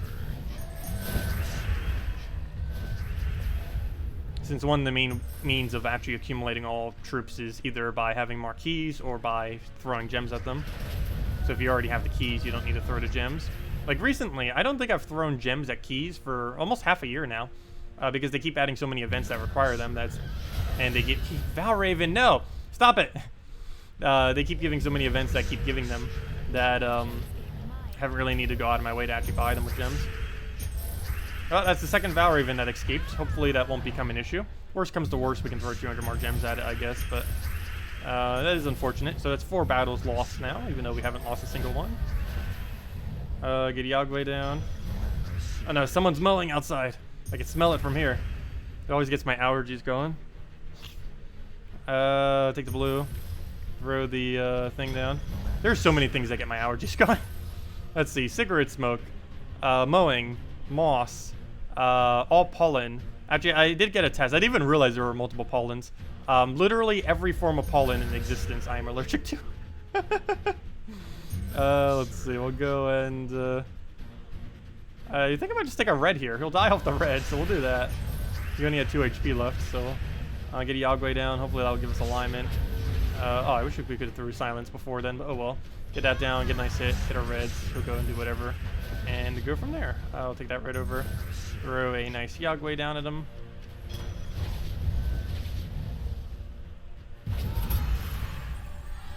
Yeah, we're still going to have plenty enough sigils to reach 250,000 if I'm not mistaken. Even if we lose another Valraven or 2, I think we still have enough. And yeah, if worst comes to worst, how many battles do we actually get? We get like 10 battles for 200. So that's way more than enough. Actually, that's excessive amount. I would never want to do that many. I feel like I would never try going for like actual orb off of this kind of leaderboard. It's really cheap too because how many you can get, but you'd have to do so many battles and do bounty hunter like the entire weekend to really be able to reach it. I feel like if I was to ever make a leaderboard, I would try doing it on one of the day-long ones because then we could just make a whole day out of it and it'd be a lot easier. Because if we do it on a weekend one, we might have to go and do it like that multiple days in a row. Whereas it'd be a lot easier just doing it on one single day for a leaderboard. Okay, we'll go and I'll take a red. Take another red. Throw a Yagwe down. Actually, we'll go through that. Then we go for Yagwe. Or not, never mind. Still don't really have anything good to go for, so let's take a skull so he doesn't. Grab a bunch of mana. And see where that brings us. Not far. And he just ends up getting that extra turn. We'll throw that again from our barrier. Go do whatever, and we're protected. Alignment, perfect, dead. I guess we'll throw a Hound. Actually, excuse me. I should probably go and get him to full mana first. Before we go do that. And then we'll go through Hound. Just so that whenever we throw Hound, regardless of the board, we'll be able to land it. So we'll do that, and we definitely land it. And never mind, he ruined it right at the end, really? We almost had it. I guess we'll just throw a skull here. Just gonna remove my barriers. And we'll just go for this. Actually, to go with a lot of red, but it doesn't actually use red, so I guess it's fine. Throw that down, get our barrier, get our manas, throw another Hound. And please reach full mana. I'm giving it so much purple right now. It's the only real big downside right about now with this team. I don't really have any way of not doing that unless we just get really lucky with the alignment. But we have no control over that. And let's go kill it with Skull. What do you think the worst troop in the game is? That depends what you consider worse. A lot of people like saying Peasant, but I actually love using Peasant, especially in Arena. It's not that bad. Its ability would actually be good if it had good traits. Or, I mean, it would actually be useful if it had good traits. Let's see. I'd probably have to say Mummified King. is the absolute worst troop in the game. Because it's one of the only few troops in the game that actively try to kill your own team. Because it can def mark a random ally. Also, they buffed how bad it was. Instead of def marking itself, it now def marks a random ally.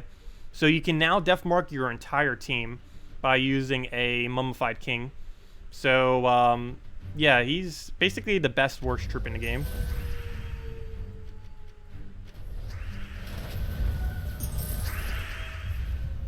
Okay, let's go, and what do we need here? I guess we'll take a blue to a red, hopefully get some kind of other cascade going with it. Throw a hound down, go from there. Let him just do his mana. Go throw down a, yeah, just take a bunch of yellow, I guess. Go for that. Take another yellow, take it that way, he'll just... Oh, wait. Oh, wait. Oh, hold up. That was an extra turn? Okay, I'll take that. That was a mistake, but it kind of repaired itself automatically. We'll do that. Unfortunately, he still gets a skull out of it. We'll take a skull for ourselves as well. I'll give us full Yagway. No alignment, but we have hounds, so let's throw hounds. Should probably go silence those two, but we already have this, so no doing that. Go get that down. Throw it down again. Hopefully don't miss. Then we get full mana first, just in case. Grab that, and no alignment, so we'll go for it. Nice, got it, and we got alignment. Throw that down. And repeat that a few more times. Go throw that in there. Get it down again. Actually, we'll throw it down again on that. And then we go for it. Throw that. Take a skull red. Actually, let's take that one down. And just kill like that. You have 30 times bounty bonus. That's because you're using all 4 of them. If you use 4 bounty troops, you'll have 30 times. If you use only 3 with the bounty captain, it's 24 times. Yagway is not a bounty troop. There's currently no pure bounty team that can take out the 20th battle, and there might not ever be one. Though if you can get a pure bounty team that can take out the 16th battle or 17th battle, actually if you can get a pure bounty that can take out the 17th, 18th, 19th, and obviously 20th battle, you will get more points than doing a normal team on 20th. 16 would give the exact same amount of points. Pure bounty at 16 is the same as 3 on the final level, which is what we're doing now. Okay, we'll go and I guess we'll just take a red and hope it doesn't miss afterwards. Take that one. Want to keep the other ones close to each other to keep our higher extra turn chance. We missed it though. Close. It was close to each other, not close enough. Close enough to give him an extra turn, but not close enough for us to get it. Luckily he has last slot Valraven. That's about the safest place he could ever be for us, because his entire team is now yellow, making it so he can't really dodge us unless we do something really, really dumb. Which I probably will. Okay, we'll go and move that over. Take a... I can't silence him either. I was just about to go do it. Throw down a Yagway if we have it. Otherwise, see what the board is like. Not really that worth it. Still going for it, though.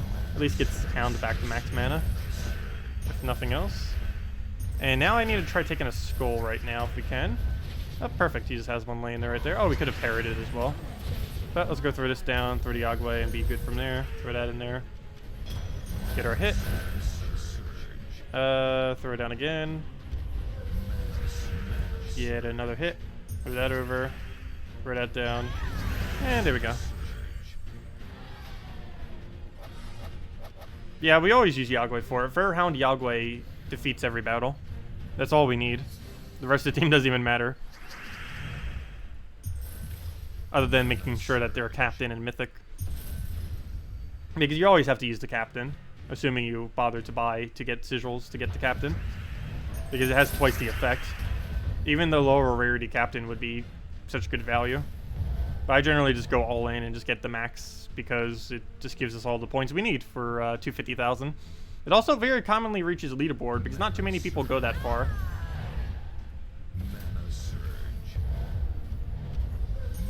Or I mean, like, past 250, I should say. Like, a lot of people go for 250, but not too many people bother going past 250. Even if they still have battles left, they don't normally do so. And if you still have battles left from Valravens, you can try getting a leaderboard off it. Though we have lost 2 Valravens so far, so not sure how well that's really going to go if we try for leaderboard. But should still at the moment have enough for at least 250,000 if nothing else. Also, worst comes to worst, we can throw 200 gems to guarantee make leaderboard. which is technically worth it, because if we're missing one of the rewards, we would get that other reward, plus we'd get the 75 gems back, so it really only costs us 125 gems. And it would also give us an orb.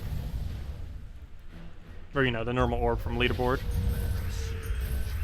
Would Dragon's Eye with 3 times bounty, level 20? Oh yeah, you could go do Dragon Eye if you wanted to. Dragon Eye is still broken beyond belief, so using it for this would be fine. I don't know what stats they actually have if you do use Eye, but it would be perfectly fine to use Eye spam with 3 bounty troops if you don't have Yagway for whatever reason. I would advise getting Yagway, or try getting one in the future if you can. I just realized this keeps moving over. I have like my... That's funny. It ended up like tilting, so it has like that thing in the corner. That's weird. But yeah, I keep like putting my hand on the laptop, and it shifts like everything forward, and then it just moves.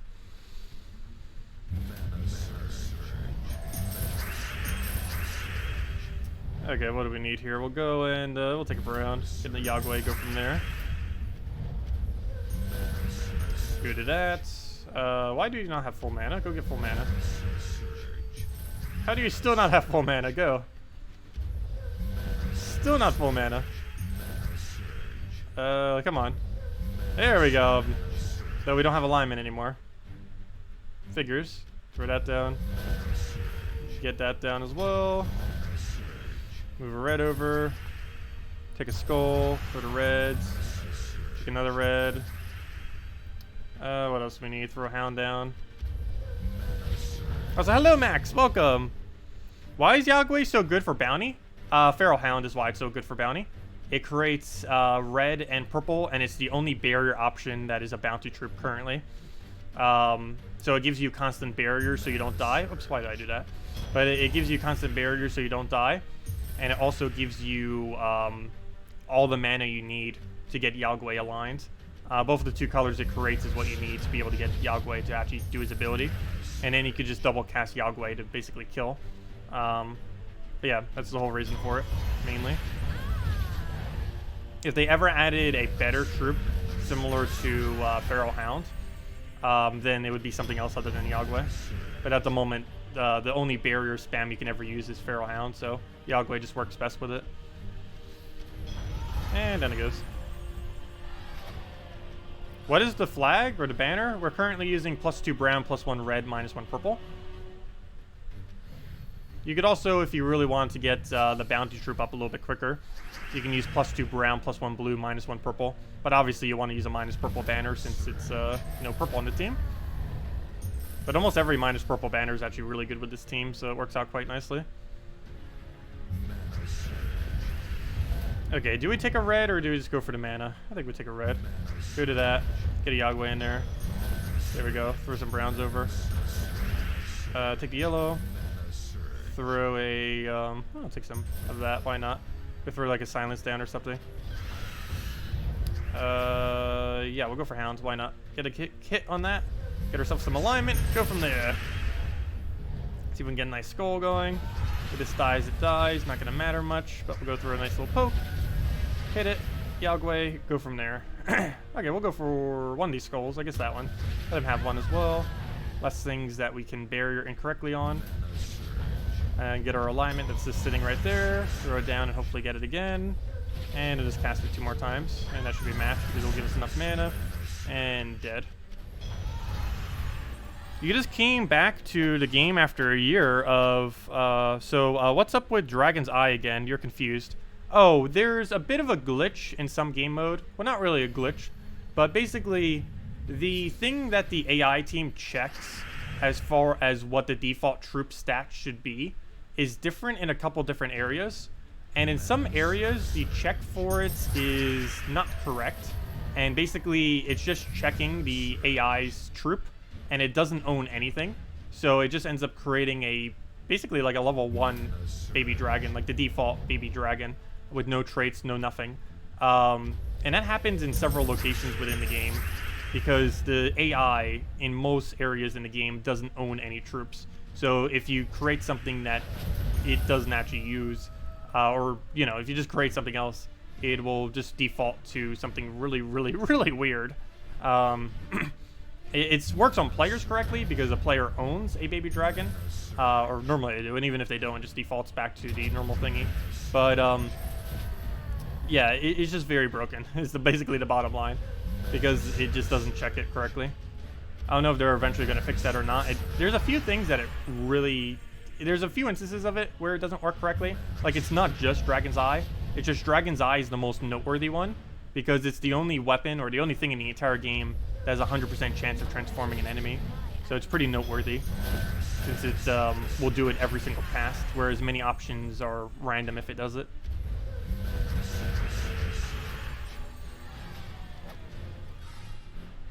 Though it does hit a random enemy, but you know, it's random as in random chance, not random target.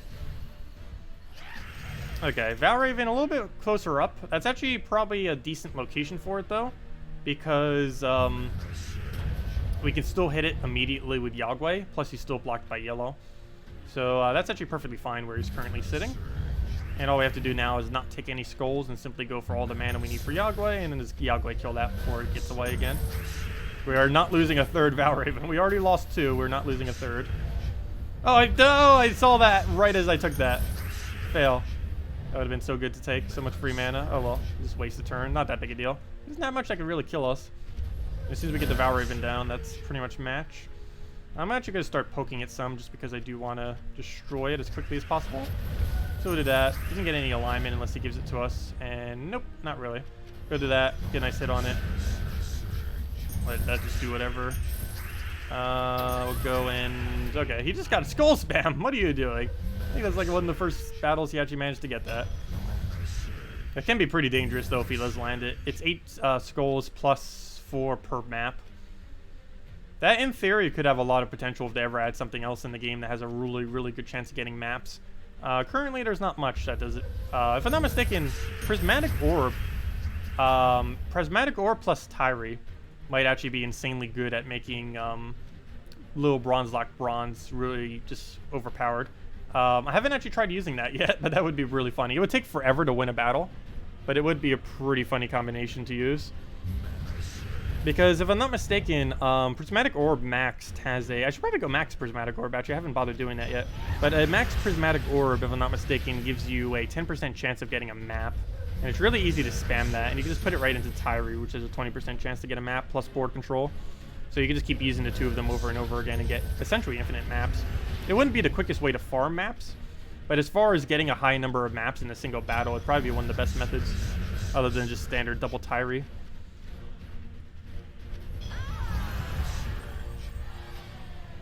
You should use Meteor Banner. Which one is that? +2 brown, +1 red? Why that one? I'd rather have +2 red plus... Oh. Yeah, that's what Meteor is, isn't it? Oh. Whoops. Yeah, you're right. I probably should be using Meteor. Isn't that +2 red, +1 brown, -1 purple? That actually is better than what we're using right now. I forgot that they made a banner that's literally this banner except inverse colors. I wish every double banner would have that combination too. But unfortunately, they did not. It'll be a long while before they're even remotely close to doing that. But what I'm looking for, Meteor. There it is. Yeah, that actually is a bit better.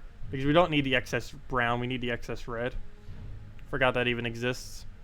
It also threw me off because it was a different color when it first released. It was like minus yellow or something instead of minus purple. Then they moved it to minus purple. Okay, what is that? New class event. Oh, that's the Glacial Peaks class that's coming out next Friday. It's going to be a weekend-long class event thingy. But yeah, we're probably going to go pretty decent on this. The hero class should be okay. It's not going to... actually, it might be. It's going to be approximately Titan level good. It's not going to be used for the same thing Titan is used for.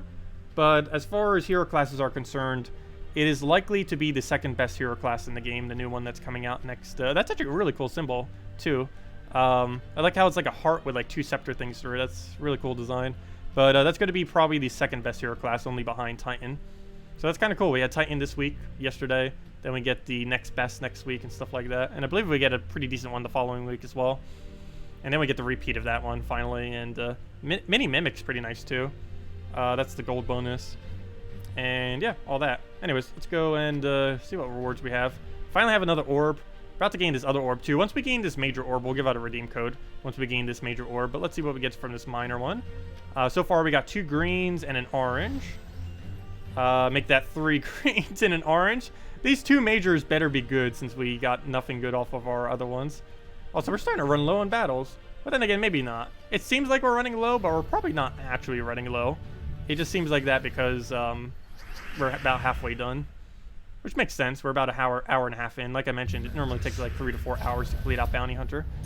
And we're an hour and a half in. Okay, we'll go do that. Get a hit in there. What else do we need? Oh, let's take a skull there. Oh, maps have always been way too easy to get. I don't think there's ever been an instance in maps history where they've been hard to get.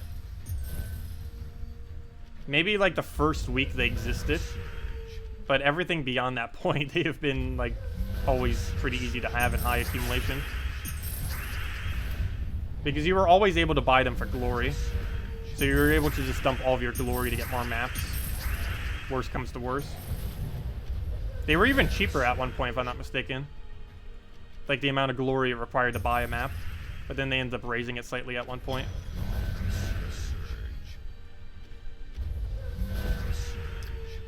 Alright, we'll throw that down.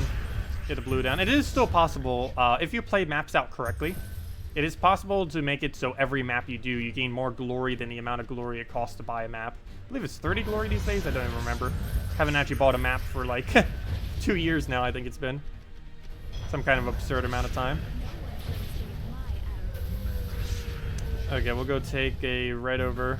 Go throw a nice Yagwe down or something. Actually, yeah, I would, but we don't have his mana. That would have been perfect alignment right there. I'll just take a red. We got both of them up. Take a... Yeah, we'll throw a hound down. Not gonna even bother with the silence. Let's go all in with the damage. Let's go all in with damage by casting a support cast. Okay, we'll go take the skull. But technically, that does actually increase our damage, us casting this. Because if it gives us alignment, we'll not only get all the red damage, we'll also keep getting the Yagwe repeat, which is a lot of damage when he can just get his mana up immediately, automatically like that. Do you have the Mythic in the Soul Forge that costs 8 orbs of power? No. It's going to be easily upwards of a year before we own a Zugoff. I don't know if I'll ever own it, but I do eventually want to get it. Just because it will be 1 whole extra star level towards Karkaroth, which is important because that's a magic kingdom. But yeah, it's going to be a long, long while before we own a Zugoff.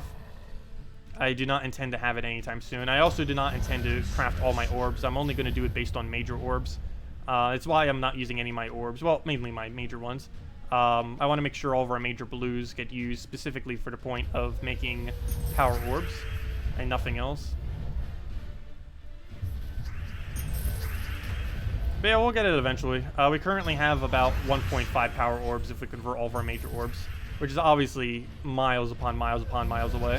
But one other thing that we could start doing is actually try making first place in some leaderboards. That'd be the easiest way to actually obtain power orbs, and technically the cheapest way too. Even though it costs several thousand gems, that's still technically the cheapest way. But yeah, Zugoff, in the current state of the game, Zugoff costs anywhere from 20,000 to 40,000 gems. He is obviously the hardest to obtain troop in the game, as well as the most expensive, as well as the longest amount of time, as well as the most unobtained. There's just so many factors that make it really hard to obtain. The biggest one being that power orbs don't actually drop naturally from anything other than first place on some leaderboards. And the way to craft them is extremely expensive. Okay, we'll go and... what do we need? We'll move that over. Go take a red down. Yeah, and he's also not even good. And that's another thing, too. Like, even once you finally get him, you're getting basically nothing. You're never actually going to use a Zugoff once you get Zugoff. You would only get it for the point of having Karkaroth at a higher star level, and just to show off the fact that you actually own a Zugoff. But he is actually a really, really weak troop.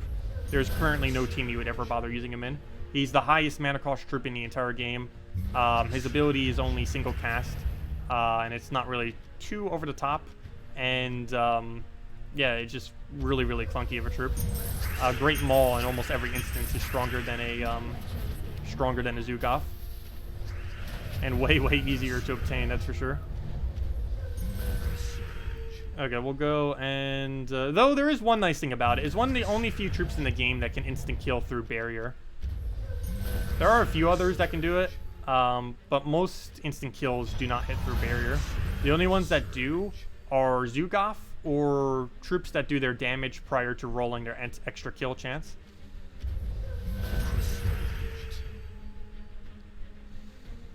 Okay, move that down.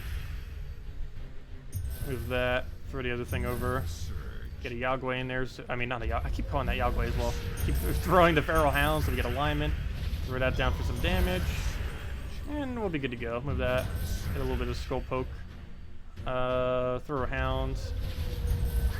Get a good Convert in it or something. And there we go. And throw it down again. What if he gets buffed, though? He probably will eventually. Once, like, more people realistically own him. I believe the number is under 100 as far as how many people own him. Probably even less than that. I personally only ever seen one, and that was Hillary owning it. But I haven't seen anyone else with a Zugoff in the entire game. I know there are other people that exist. Just she's the only one I've ever actually seen with it. What's the best money-making bonus team? The best money bonus team would be Greed, Bronze Lock Pistol, and double Cedric Sparkle Sack. You can get Cedric Sparkle Sack as a random drop within Vault Keys. And that's the only way you can obtain him. He's not available in any other location. He was accidentally in Soulforge once, though. But other than that, he's never been available anyways else. And he will only ever be in Vault Keys from now on, now that they fixed that glitch. Okay, move that over, move that over. Throw a Hound down. Actually, before I do, let's take that free skull just so we hit into the next one. And move that down. Move that down. Get a Hound into Yagway. And that's about it. Throw that just so we get realigned. He ruined it. No, he didn't. Not completely. And dead because we get so much mana. Is Ubistet worth crafting? I wouldn't put him as one of your first few priorities anymore, but he's definitely still worth crafting eventually, yes. Double instant kill is still pretty nice. Well, actually, well, one instant kill, but you know. He still has that instant kill factor to him, which is really good cleanup for various troops. Even though they fixed the glitch where it doesn't double kill anymore, where it gets the double kill and then double kills again, but it still has the capability that it can kill a troop and then kill the other troop that has barrier, because he's one of those few instant kills that hits through barrier, kind of, because he does his damage first. So if the lower troop that you can kill is within kill range and it doesn't have barrier, you can kill that, and then even if the other higher troop does have barrier, it'll still die, because it will first do the damage to them, and then it will do the instance of instant kill, which is pretty nice. But, yeah, I personally don't use it too much. I kind of use it a little bit for pet battles and stuff, just because I'm too lazy to bother switching literally every team to be a different team. So I still kind of just use that, and it works. But, and he's still good on divine teams and such. But, yeah, he definitely is a bit weaker since the nerf. He can't work as good against really high stat troops. He also has a 2 higher mana cost, which can get in the way sometimes, especially if you're trying to cast it like 2 or 3 times. Normally you only need it twice, but sometimes you do need a 3rd because of whatever the enemy might be doing. I'm actually going to take this red first. Actually, no, I lied. We're going to take that first, and then take the red, and then throw it again. Actually, no, we'll move that over. Then we'll throw it again after we move everything. And dead.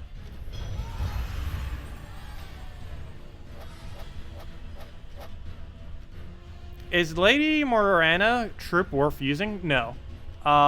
You would never actually really use it outside the context of the delve.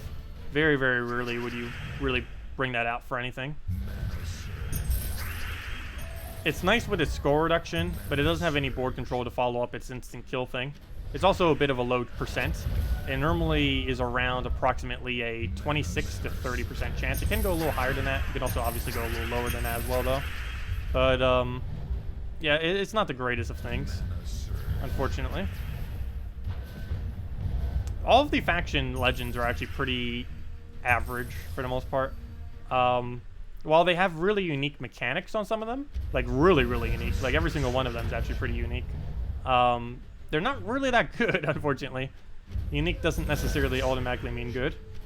Though it does normally mean that they're fun to use, just because it's quite a bit different than other stuff that already exists. Oh, I should have just threw Hound there. Oops. Well, we'll take a Skull then instead. He'll die, that's fine. We only have 2 troops left, but it's the most important 2. As long as those 2 are always alive, then we can easily win. Take the Skull over. Obviously, if any single one is still alive, we can always win. But let's see, we'll go and still not worth going for. We'll throw Hound until we get aligned. And can we get aligned already? We threw Hound like 3 times now, and we still didn't get alignment. There we go, about time. 4th time's the charm. Move that over. Oh wait, why'd I do that? We already had Hound. I thought we didn't have mana for it yet. Seriously, Hound, get alignment. Stop not getting alignment. At least it's constantly getting extra turn, if nothing else. We'll go through that again, and then we can just double kill. With it again, and dead. There we go. And at least if nothing else, it gave him so much more damage since he kept going up and getting... Oh, Major Orb. We got exactly there. But he kept going up and getting more HP, which gives him more damage in return. And I did say once we reached the Major Orb, I would give a redeem code, and that is indeed a Major Orb. So let's go give it a redeem code. Please be a blue. We need a blue so badly. Please, blue, blue, blue, blue, blue, blue, blue, blue, blue, not green. It's purple. That's not getting us any closer to a Major Orb, but that's technically worth 675 gems. So that basically makes Bounty Hunter worth it now. So I don't mind that. That makes up for the gems that we've spent so far, if nothing else. But that's still not what I wanted. I want that blue orb. But anyways, let me go give out a code. Let's see. I made sure to have it up so I didn't have to go and load it for too long this time around, because that was an issue the other day. It just wasn't wanting to load for whatever reason. But let's go and mark that, copy it, save it, double check it on the website, use it on both accounts. Also, I just realized something. There's probably a timer on these for using on the other account. I should probably go check it. I probably have like 10 redeem codes sitting on my other account that I haven't claimed yet. That are just sitting there. Okay, there we go. Let me go and copy this into chat. Actually, before I do, let me go and copy it into below me, since we're using this interface. Might as well have it below for anyone that comes in later. Do make sure to use it pretty quickly, though. I don't know how long it'll really last. So, yeah, do go use it. Use it on gemsofwar.com underneath the game code section. It's usable on every platform except for the 2 console versions. It ends up giving just a nice amount of resources. I'll go copy paste the link in the description as well, so you can just simply click on that if you want to. There you guys go. gemsofwar.com underneath the game code section, or click that link. And it gives the same reward as always: 2 treasure maps, 1 gem key, 200 souls, and 2,500 gold. And I guess we'll save that gem key for later. Oh, we gotta go open 10 glory keys. Let's go do that now then. I hate that there's not a 10 option. Oh, we got 4 gems. Well, that's convenient. 1, 2, 3. Oh, you know what? Before I do this, let me go repick one of these other ones. Or are any of them even worth repicking? They're all pretty good, actually. I'm not gonna bother. 3 is how many we were at. Where was I? Where's the keys? Chests. 3, 4, 5, 6, 7, 8. Did we just get double cockatrice? 9, and 10, and there's our 3 gems. Was it really worth it? Probably not, but we got 3 gems. Technically 7, because we got a 4 gem drop from one of the glory keys. Yeah, no problem, Mr. K. If you guys are enjoying the stream, feel free to leave a like. It really helps out a lot. And also, just as a reminder for any of you that didn't hear earlier, we will not be doing the morning stream tomorrow. The normal 10 to 1 stream. We will not be doing it tomorrow, mainly because I am not ending tomorrow until the air conditioning situation is situated in this house, because it is so ridiculously hot, and I just don't want the computer overheating. But yeah, by the end of tomorrow, I should have a brand new AC unit. I'm obviously not replacing all of the duct system and everything like that, but as far as just an AC unit, just so this house isn't like 100 and something degrees. It actually is about that hot. I think it's like 90 something right now, if I was to go get a thermostat. I'm not sweating much because I have like a fan over there and everything, but yeah, it's way too hot. But I'll be situating that out tomorrow. Alright, move that down. Take the red over. Take the other thing over. Take the other red. Oh, I should have taken blue first. Luckily, we hit an extra turn exactly where those blues would have moved. That's funny. What do we do? I guess we go for this and hope we get enough reds for Yagwe. Or we could manually take a green. Apparently, we have neither option available. So let's take a red over. Kill it with the red. I keep not checking its HP. I should probably be doing that more often. We could probably be getting a lot of kills that way. Just taking a red to actually do enough damage. Because if they're 20 HP or lower, we technically can just kill them off a red spam with all the true damage we get from that. Do I know a good Merlantis team? No. There's no particularly over-the-top 4 times Merlantis team that you would ever really bother using. There's just not enough synergy. You would obviously use Azura, though, and just use that with, like, maybe Merline and stuff like that. And just go, like, silent spam. It'd probably be something along the lines of something first slot, Nima, or whatever her name was, Azura, and actually Azura would probably be in front of it. Azura would probably second slot. And then, like, Merline or some kind of other thing, Undyne or something like that. Undyne does get pretty decent damage when using it in a pure Merfolk team. Especially a pure blue Merfolk team. Like, I'm going to silence him because we actually managed to take literally 0 damage. Let's see if we can do this entire battle taking no damage at all. We are pretty close to it. We have alignment right there, too. He's already dead. We won. We just did an entire battle with no damage and Bounty Hunter. There we go.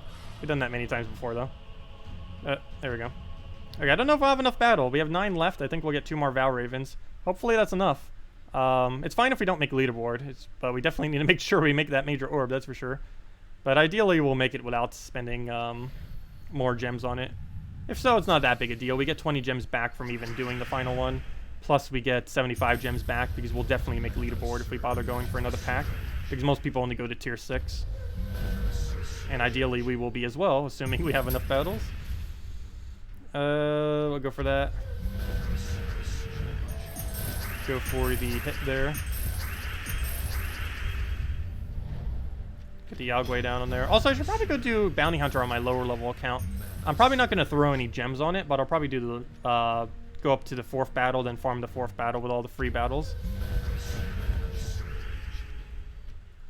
Can you please be so kind as to read your previous question? Sure, Zero. Sorry about that. What was your question? Let's see. You're going to be buying the growth path for the guarantee mythic. Which mythic would you be hoping for?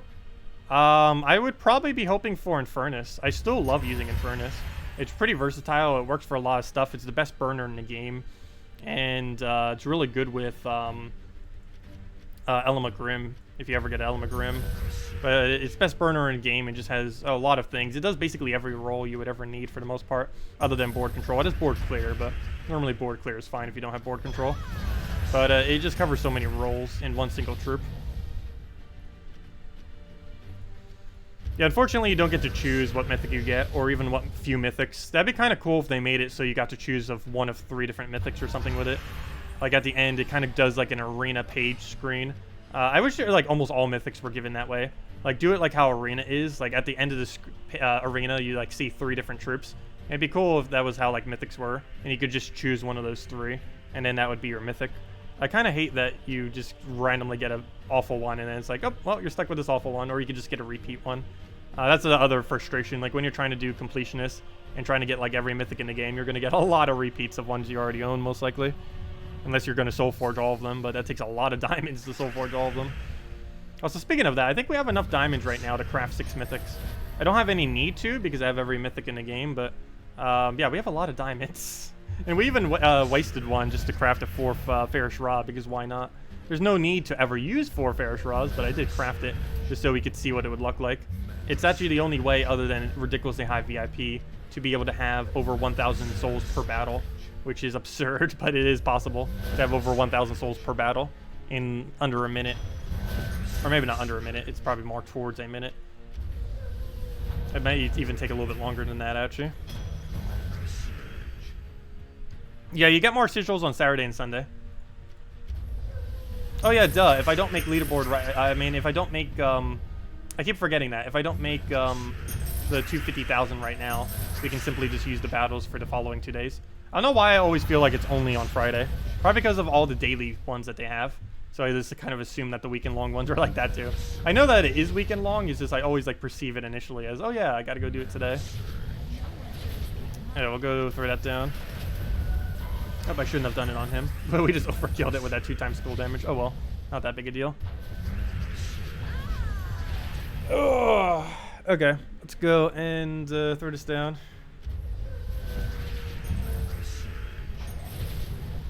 Get that down. Go find like a red and some browns and such. Take the brown over. Get that. Get all of our mana that we need. Throw Yagwe, and we'll be good to go.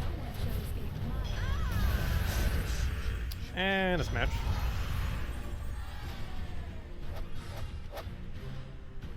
Yeah, green, greed, Bronzelock Pistol, 2x Cedric Sparkle Sack against 4x Firebomb on Warlord 4 difficulty in casual PvP is the quickest gold rate in the entire game by a very large margin. It's almost like double the second quickest rate.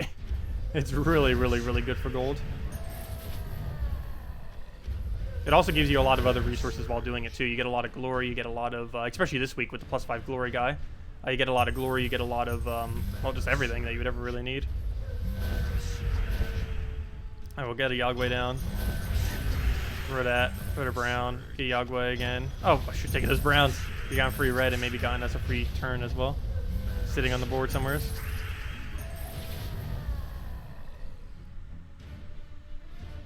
Let's see. Oh yeah, the wrench next to your name is just a moderator.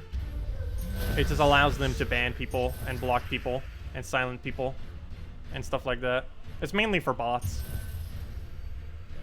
Let's see. We'll eventually have a different icon too. I'm probably going to set up the, by the end of this year for sure. Hopefully more towards by 10,000 subscribers. But I'm going to set up the subscription thingy too eventually. Basically, the whole, or actually it's called pledging or something, I think, on YouTube. It's basically YouTube's version of a subscription system. Basically in that it's just a way to support the channel. No content is hidden behind it or anything like that. It's just a way to support the channel financially. Kind of like Patreon, except you actually get some stuff for it, or, you know, other things for it. What's on my face? Just a glare of light is what's on my face. And a pair of glasses. And a bunch of hair. There's nothing actually on my face right now. It may look weird just because of how the lighting is in my room right now.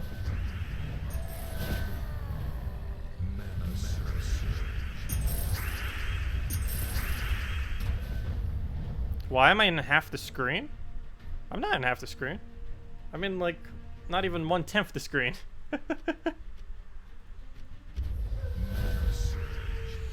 Okay, we'll go and move the purple over.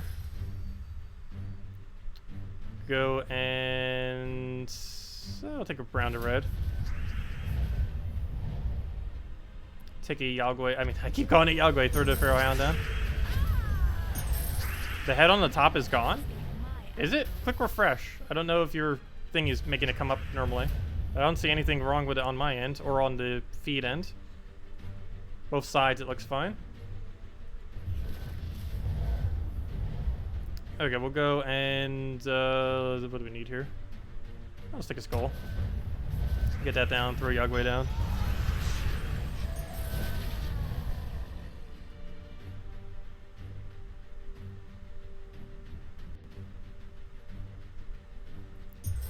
There are ways through the subscription system on YouTube to make content hidden behind it. Like, it's possible to do pledge-only streams on YouTube and stuff like that. I personally would never do that, though. But yes, there are people that do it, and there are features on YouTube that allow you to do that with that system. I just personally wouldn't. I'll go move that. Take a skull thing. Go to that one. And there we go. What's greed for the gold farming team? Or what's good? I don't know what if that was great or good, but yeah, it's definitely greed is what you'd want to use. Greed has the highest amount of gold accumulation you can ever do. Greed plus Cedric Sparkle Sacks is highest gold gain. Or at least for within the battle. Obviously, the actual highest gold gain would be Warlord for challenges in casual PvP, or doing revenge battles in normal PvP, and ranked PvP. Those are the highest 2 gold rates in the game. Technically, revenge battles are even higher, But the problem with revenge battles is not every battle is a revenge battle. Whereas you can, in casual PvP, you can make literally every one of your battles a Warlord 4 times Firebomb if you really wanted to. It just takes a couple of repicking. Hello, Brickomon. Welcome. Is that a hero class perk? The extra gold gain is a Cedric Sparkle Sack final perk. It's the it's a troop from a legendary. The legendary can only be found in Vault Keys though. It's actually one of the hardest things to get from Vault Keys, other than like the really big drops like 250 gems and stuff like that. But yeah, 1 or 2 of them is really nice to have around though, even though it is a bit of a harder drop. Normally after a few dozen Vault Keys, you're almost guaranteed to basically get one. Also, can we not lose on the Valraven battle? That'd be great.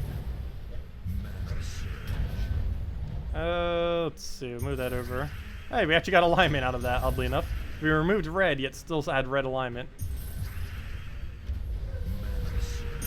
Mainly because almost pure red fell. Okay, this is a little dangerous. We're actually in one-shot range on first slot, and I don't have Yagway right now. I gotta go throw a Lucky Feral Hound on itself. Come on, hounds. There we go, got it. Oh no, it didn't bury the right one though. That's not good. Please bury yourself. There we go. Okay, we should be fine now. No alignment though. Oh yes we do, never mind. Just do that. Dead. Super dead. And just throw it again to make sure it dies. And that's match. Just a matter of taking a few skulls and such now. We actually have so much durability that I think he'll die if he even tries hitting us. Like, there's no way we could lose because he'll die off a Skull Reflect before he could ever try killing us. Plus, we still have Barrier. One fun thing about Barrier combined with Skull Reflect as well is it actually still reflects the full amount of damage, even though you don't take any damage. The main reason for this is Gloomleaf, but also every troop in the game has that mechanic because they made it work that way for Gloomleaf. Every single one that has Skull Reflect anyways. Okay, looks like we'll be able to reach reward. What are we getting per battle? Let me double check the replay. Actually, I forgot how much we just got. Well, we can calculate it out right now. We have 8 battles plus like the 2 Valravens we'll probably get. And that's a solid 12 battles. Come on, load already. How far back is this? Let's click live and then move it back a couple times. Let's see, how many points do we get per thing? It's 4,800. What's 4,800 times 12? We might be able to reach it today. 4,800 times 12. Get all the math. And it's 57,600. That is...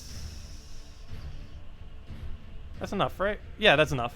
That is ever so barely enough. So if we find at least 2 Valravens and win every battle, we will have the full amount of points to have it done today. And if not, we can just do it tomorrow. It's not that big a deal. Or even later tonight, probably. Well, let's keep going with them. Let's go grab ourselves a red there. Grab that. Get a nice hound down.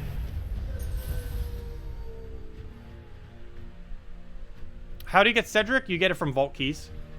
The actual percent chance, I don't know. I believe it's about a 1 in 10 chance from a Vault Key. It's either 1 in 10 or 1 in 15. I believe it's more towards 1 in 10. They did end up increasing the drop rate of it. It was, at one point, like, excessively low. But they did make it a bit higher during one of the patches where they rebalanced the drop table.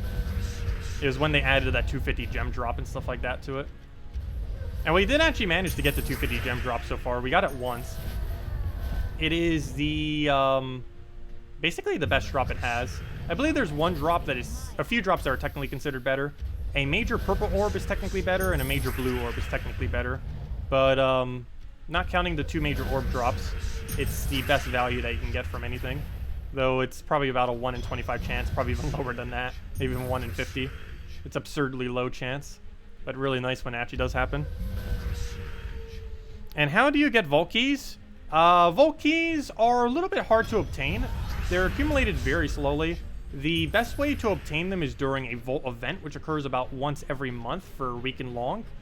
Basically, during that event, there's more gnomes that appear in every battle, and there's a lot higher chance that they will specifically drop Vault Keys. Other than that, it is possible to gain a Vault Key when it's not a Vault event from any gnome, though the chance of doing so is very, very, very low. And also, the main way that you would accumulate it when it's not one of those events is during other events. Many events have Vault Keys within them as rewards. Like, for example, the new Delving thing that happens every Tuesday, that faction event.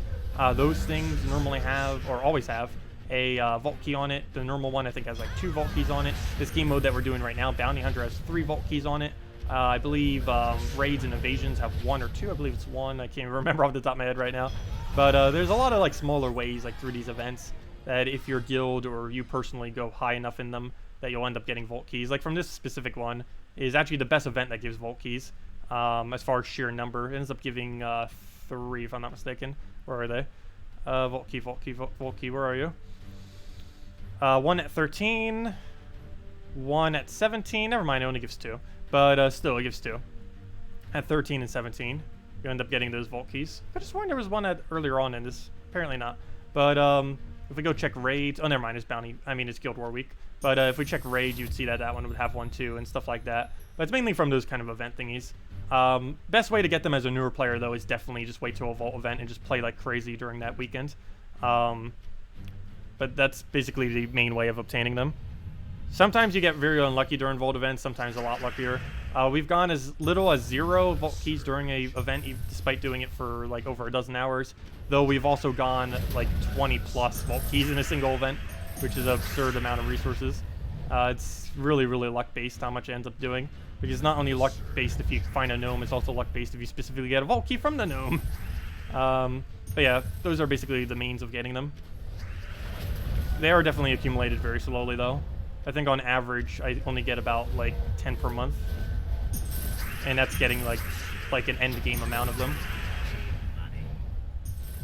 And my new account still has 0 of them. Just because it hasn't had a chance to get one yet. What is the best hero class? Titan. The one that was available yesterday. It's the best hero class in the game and probably always will be. It would be very hard for them to make something more overpowered than Titan. Well, it's not really overpowered, it's just like really insanely good at a lot of stuff. It's also insanely versatile compared to most hero classes. There's about 3 to 4 different ways you can play Titan. Whereas most other hero classes can only be used about 1 or 2 different ways. He can be used as frontline tank, he can be used for skull spam. He can be used for board clear and mana accumulation. And he can be used for pure Titan team, or I mean pure Giant team, and he can also be used for pure Elemental team. And he works perfectly for all of those things, whereas some of them might just kind of work average, kind of like Archer, where it kind of averagely does skull spam, but can still do it. But Titan does every single one of those things insanely good, not just average. Okay, we'll go and... what do we need here? I guess we'll take a red.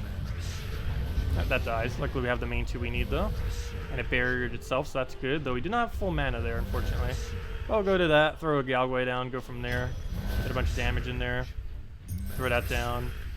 Get a, yeah, I'll go for this again, might as well. See if we can get something rolling here.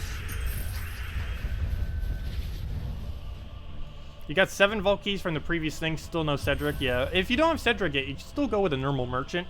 Though unfortunately, there is quite a bit of a difference between normal merchant and Cedric. You get 4 times the benefit from Cedric. It's even a bigger benefit than what Fair Shara gives as far as the difference between the base value. Because with Necromancy, you end up getting 50%, and then Fair Shara does 150%, which is 3 times higher. But in the case of Cedric, it's actually 4 times higher. It's not as useful as a bonus, but still, if you're going to be running gold farming in PvP or something, it's pretty nice to have around. Because it combined with Greed, prior to Greed coming into the game, it wasn't really that worth ever using Cedric. By now, you can get gold so quickly, instantly, that you do it with basically 0 downtime. It takes like 1-2 seconds to get several hundred gold from Greed, which makes it pretty good value compared to any other option in the game. And the more Cedrics you have on your team, the more value you get from a single, what's his name? From a single Greed.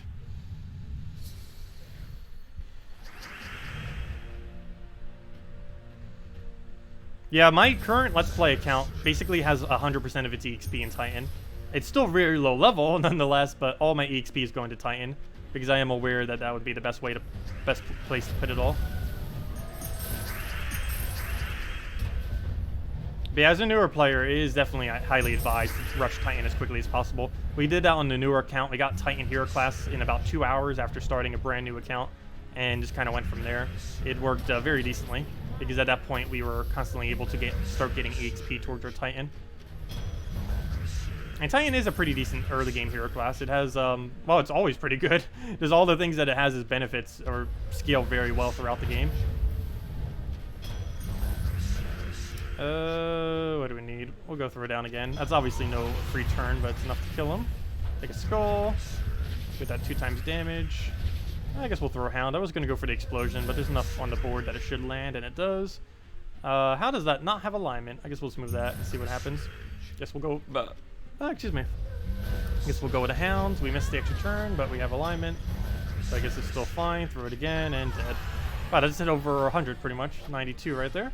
Very nice. Also, where are all the Val Ravens? We might not have enough Val Ravens to get the final loot. No! Should be able to. Come on, Val Raven. Let's see one right here. Then another one later on. Nope, no Val Raven. Hopefully we see them, though. But worst comes to worst, we can just finish it tomorrow. Hello, Koid. What did you buy? What do you mean by what did I buy? Also, do you think they... Oh, tier 6, if that's what you're referring to with Bounty Hunter.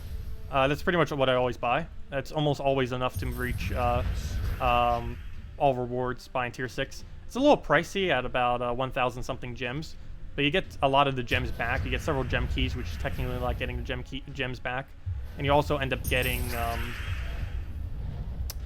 just all the various resources, some vault keys, which could give gems back, the orbs, which are like the main reward, and you know, just the general stuff that you always get.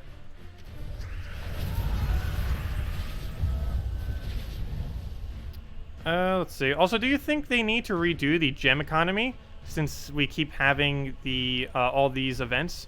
I do feel like they should add just like a little bit more of a way to gain gems.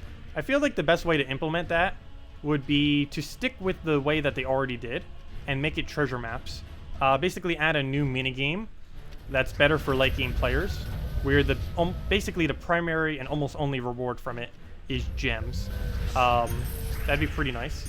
I don't know if they would ever do that, though, because that'd probably bring a lot of gems into the game. But, I don't know, just as an alternative instead of doing treasure hunt. Because currently, oddly enough, the best way to actually gain gems at this current moment in time, even though you personally never see me doing it, because there's several other methods to accumulate them, especially in late game, since you just kind of get so many free from your guild and everything. But treasure hunt is technically the highest you can get. It's anywhere from about 50 to 80 gems per hour. 50 being if you just get a little bit unlucky and do them a bit slower, and 80 being if you do them as quickly as possible and then use all the gold on gold keys and all the glory on glory keys that you accumulated. And that will end up giving about 70 to 80 gems per hour. But yeah, that's the quickest rate currently within the game that is infinitely repeatable, because maps are pretty easy to obtain, so I technically consider them infinite. And yeah, doing something else with maps that's kind of in the same theme of that, where it's like a mini game kind of sort of thing, and you just get gems from it or something. That'd be a pretty good way to kind of help it. Just like some kind of fun new mini game that requires maps that you do that with. That, or they really need to revamp Treasure Hunt already. It is so dated for late game. It's really good for early game, like insanely good value. But it's late in the game, it is a complete waste of time. Unless we just desperately needed a few gems in a pinch. What do we need? We'll go and throw that down. What happened with that visual? I like glitched out for a second. That or my eye blinked when it happened and I'm just looking at it weird. We'll go throw that down. Let's go get the hound down. Do we throw silence? I kind of want to, just so she doesn't do that. I don't have any barriers yet, but I still don't want her doing it. Oh, you know what? I should have... Actually, that was dumb. Why did I do that? I should have actually just let her cast. Since we didn't have any barriers, I could have accidentally delayed her thing and made it so she got rid of my barrier. Luckily, she got on silence and then did her thing, but I almost did that extremely incorrectly. That was a fail. Luckily, she got on silence immediately. One of the few times when getting on silence immediately was actually helpful on the enemy. Okay, we'll go and we'll take a red down. We'll get another hound down. I might just get full mana first just to play it safe, though. It's for our free extra turn anyway, so it's not like we're wasting any time. Get that. Go get a convert that does basically nothing. We'll go get a nice Yagway in there. Throw down hound again. I guess we'll take red. Maybe we'll get full off of it. Nope. Well, we'll just hope we get lucky. And no, we did not. And I should have probably taken that extra turn first, but oh well. Throw that down. Throw it again. Oh, I was just about... Oh, yeah, we do have it. Never mind. Perfect. Throw that. Hopefully get red alignment here, or not. Luckily, he gives it just straight to us, and then just kill it with that. Should be enough damage. And then it goes. What would be a good newbie troop makeup for bounty hunter? Probably using 4 bounty troops, the highest ascended bounty troops you have. It doesn't even matter really which ones they are, just use the highest ones you have. And do it on the highest battle that you can win them on. You can generally win anywhere from about 1 to 8. So whichever one of these seems like the easiest on the given week would probably be the one you'd want to go for. It also depends on your stats pretty heavily on which one you'd go for. Probably one that doesn't have Shadow Hunter or Bonnie Rose. Those are 2 really, really big threats. Hopefully one of these has a Sea Dog into nothing. Would be the easiest one to take out. Scurvy Sea Dog with no blue on the team. Trying to find a really, really weak one. None of them are particularly weak to slow down. But basically you would just camp one of these with the highest 4 bounty troop combinations you have. By that I mean whichever ones have highest ascension. All bounty troops have a boost ratio based on their ascension as far as how much extra points they end up giving. And you can check that by whatever their ascension thing is. At rare, it is 2 times, and you also need to have the trait, but it's first trait, so it's pretty easy to obtain. Rare is 2 times, ultra rare is 3 times, epic is 4 times, legend is 5 times, and of course mythic is 6 times. And basically whatever 4 you have, which have the highest bonus, and just try putting them in an order that is somewhat decent to use. Also, you would always use the captain if you have the captain, because it has twice the effect. So if you had it at 4 times, it would actually give you 8 times, and like right now we have it at 6 times, and it actually gives us 12 times. Because it's currently the event for it. But, yeah, you would just camp one of those first 8 battles, whichever one seems like you can take, and just keep doing those over and over again. Oh, whoops! No! Well, actually, this is good and bad. This is good because we found a Valraven on a weak battle. This is bad because I accidentally just did the battle for, like, the level 40 battle or something. Whoops! Whoops. This isn't the first time I did this either. I feel like whenever I try showing it, I end up doing it. I don't know how. Does it like make the screen come up or something? I know overall that's actually a positive thing because that makes a 100% chance pretty much that we get the Valraven. So that actually wasn't too bad. Even though we get a lot less points, like an absurd lot less points for this battle, only 1,200, like 1/4 the normal points. We did just get the guarantee Valraven, so that's at least somewhat okay, but still. I wish that did not happen. A bit of a fail. I think we're actually going to be quite a bit short now. Watch, it's going to be how... We're going to be short for orb now because of that. Yeah, there we go. Okay, let's go and take the purple down. Take the red down. Take a other red. I've done that the last few bounty hunters as well. Need to be more careful about that. It's not that big a deal, but still. Okay, let's go and I'll take the reds. Get the convert there. Get a hound down. Get another hound down. Get another hound down. No, let's go to get Yagway up. Hopefully we have alignment setting somewhere. And no, we did not. So another hound it is. And let's get that down. Get a bunch of damage concentrated on it. Go throw a again. Get that going. I guess another time. Did that for a hit. Go take like a red into something. And that'll be that. Oh, never mind. He isn't dead yet. And let's take a red. He can do the low battle. Oh, squirrel. Yeah, because I go like click on it to show it. And then I'm like, oh, let's go do another bounty battle. It's like, whoops. Anyways, let's go into... Let's make sure I'm actually on the final battle. Well, we're definitely not reaching it today then. Unless we find another Valraven, there's no way we'll reach it in points. Even if we find another Valraven, that might not even be enough. But oh well. We'll have the more tomorrow, the more the other day. Also, we should be on leaderboard right now. If not enough people go for leaderboard, we might make it. Without needing to spend more gems. I don't know if I actually will go for it or not. We'll obviously make the final reward. But I don't know if I will want to do it again just to guarantee leaderboard. It'd basically be like buying a normal orb for 125 gems. I probably won't because even though it would only be 125 gems, it would also take like half an hour to an hour. And we could probably get more value just from farming gold for that time. Okay, we'll go and I guess we'll throw another hound down. Also, that does remind me, I should do a video going over the best way to obtain everything in the game. I think I've done that somewhat in the past, but there's so many more resources these days that I'm pretty sure whatever video I may have done on it Might not be the most up-to-date thing in existence, that's for sure. There's actually several videos I still need to update from the past. Oh, another Valraven. Okay, that's good. We should be able to reach it then. Let's take a yellow to Skull. Go get Yagway. I mean, why do I keep calling it Yagway? Go get a Feral Hound up. Throw this down. He's in last slot, so he's not going to be leaving anytime soon, so that's good. Nice and safe. Let's throw some damage at it just so he dies quicker when we get to him. He's going to get a bunch of converts and stuff. We're just going to pretty much ignore him and just go for like a brown or something going here. Well, we're going to take the red over. Go for that. Throw the hound down. Go from there. Get that going in there. Throw another hound on top of that. Throw another hound on top of that. And I guess maybe a Yagway in there. Get that in there. Extra turn off of that. If he doesn't ruin it, he gets a kill. That's perfectly fine.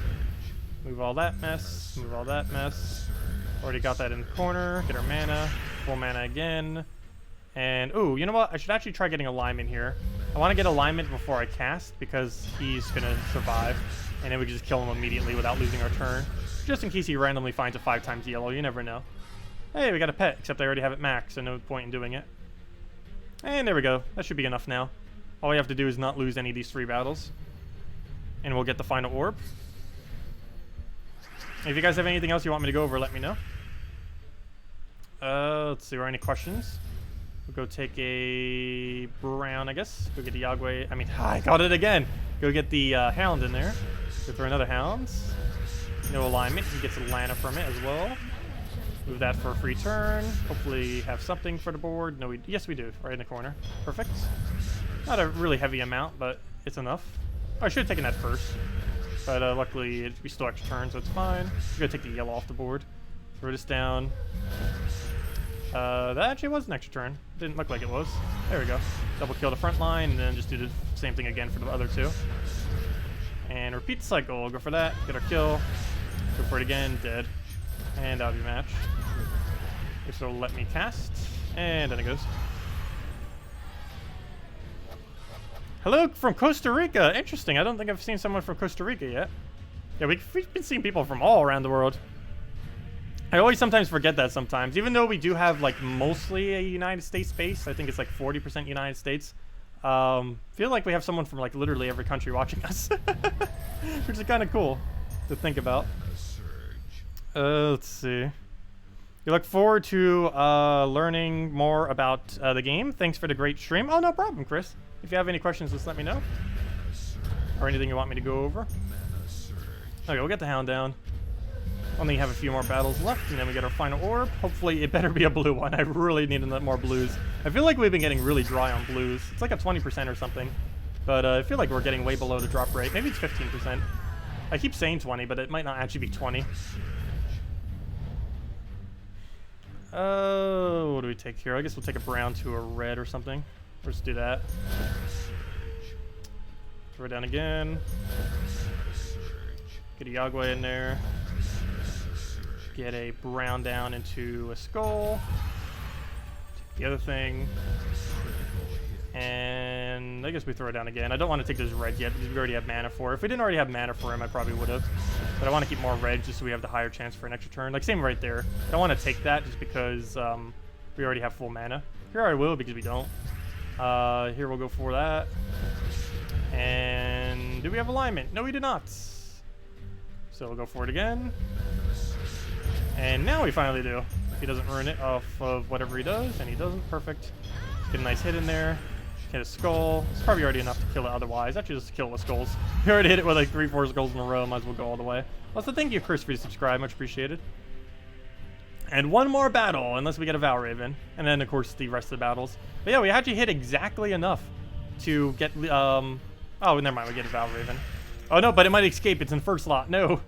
But, yeah, we hit exactly enough to get all the points. No. No, no, no, no, no. Okay, I gotta be careful and take every yellow. Oh, oops, I forgot the purple. But, yeah, that's very dangerous. That is very, very dangerous. Oh, no. Come on, Yagway. Kill it right now. Go. No!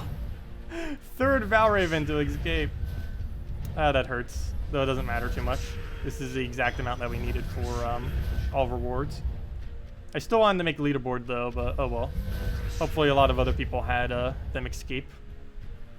I don't think so though. This is actually a really easy battle to not have them escape. The only time they'll ever escape is if in the first slot, and then this comes down to pure luck.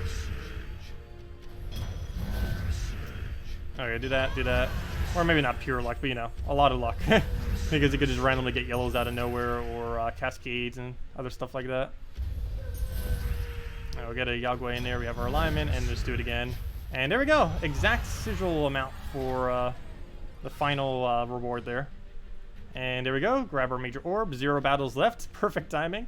And that brings us at top 20, though that's a little bit misleading because a lot of people probably haven't done their battle. Hey, we're actually tied with Gal, or Gems of War Lief.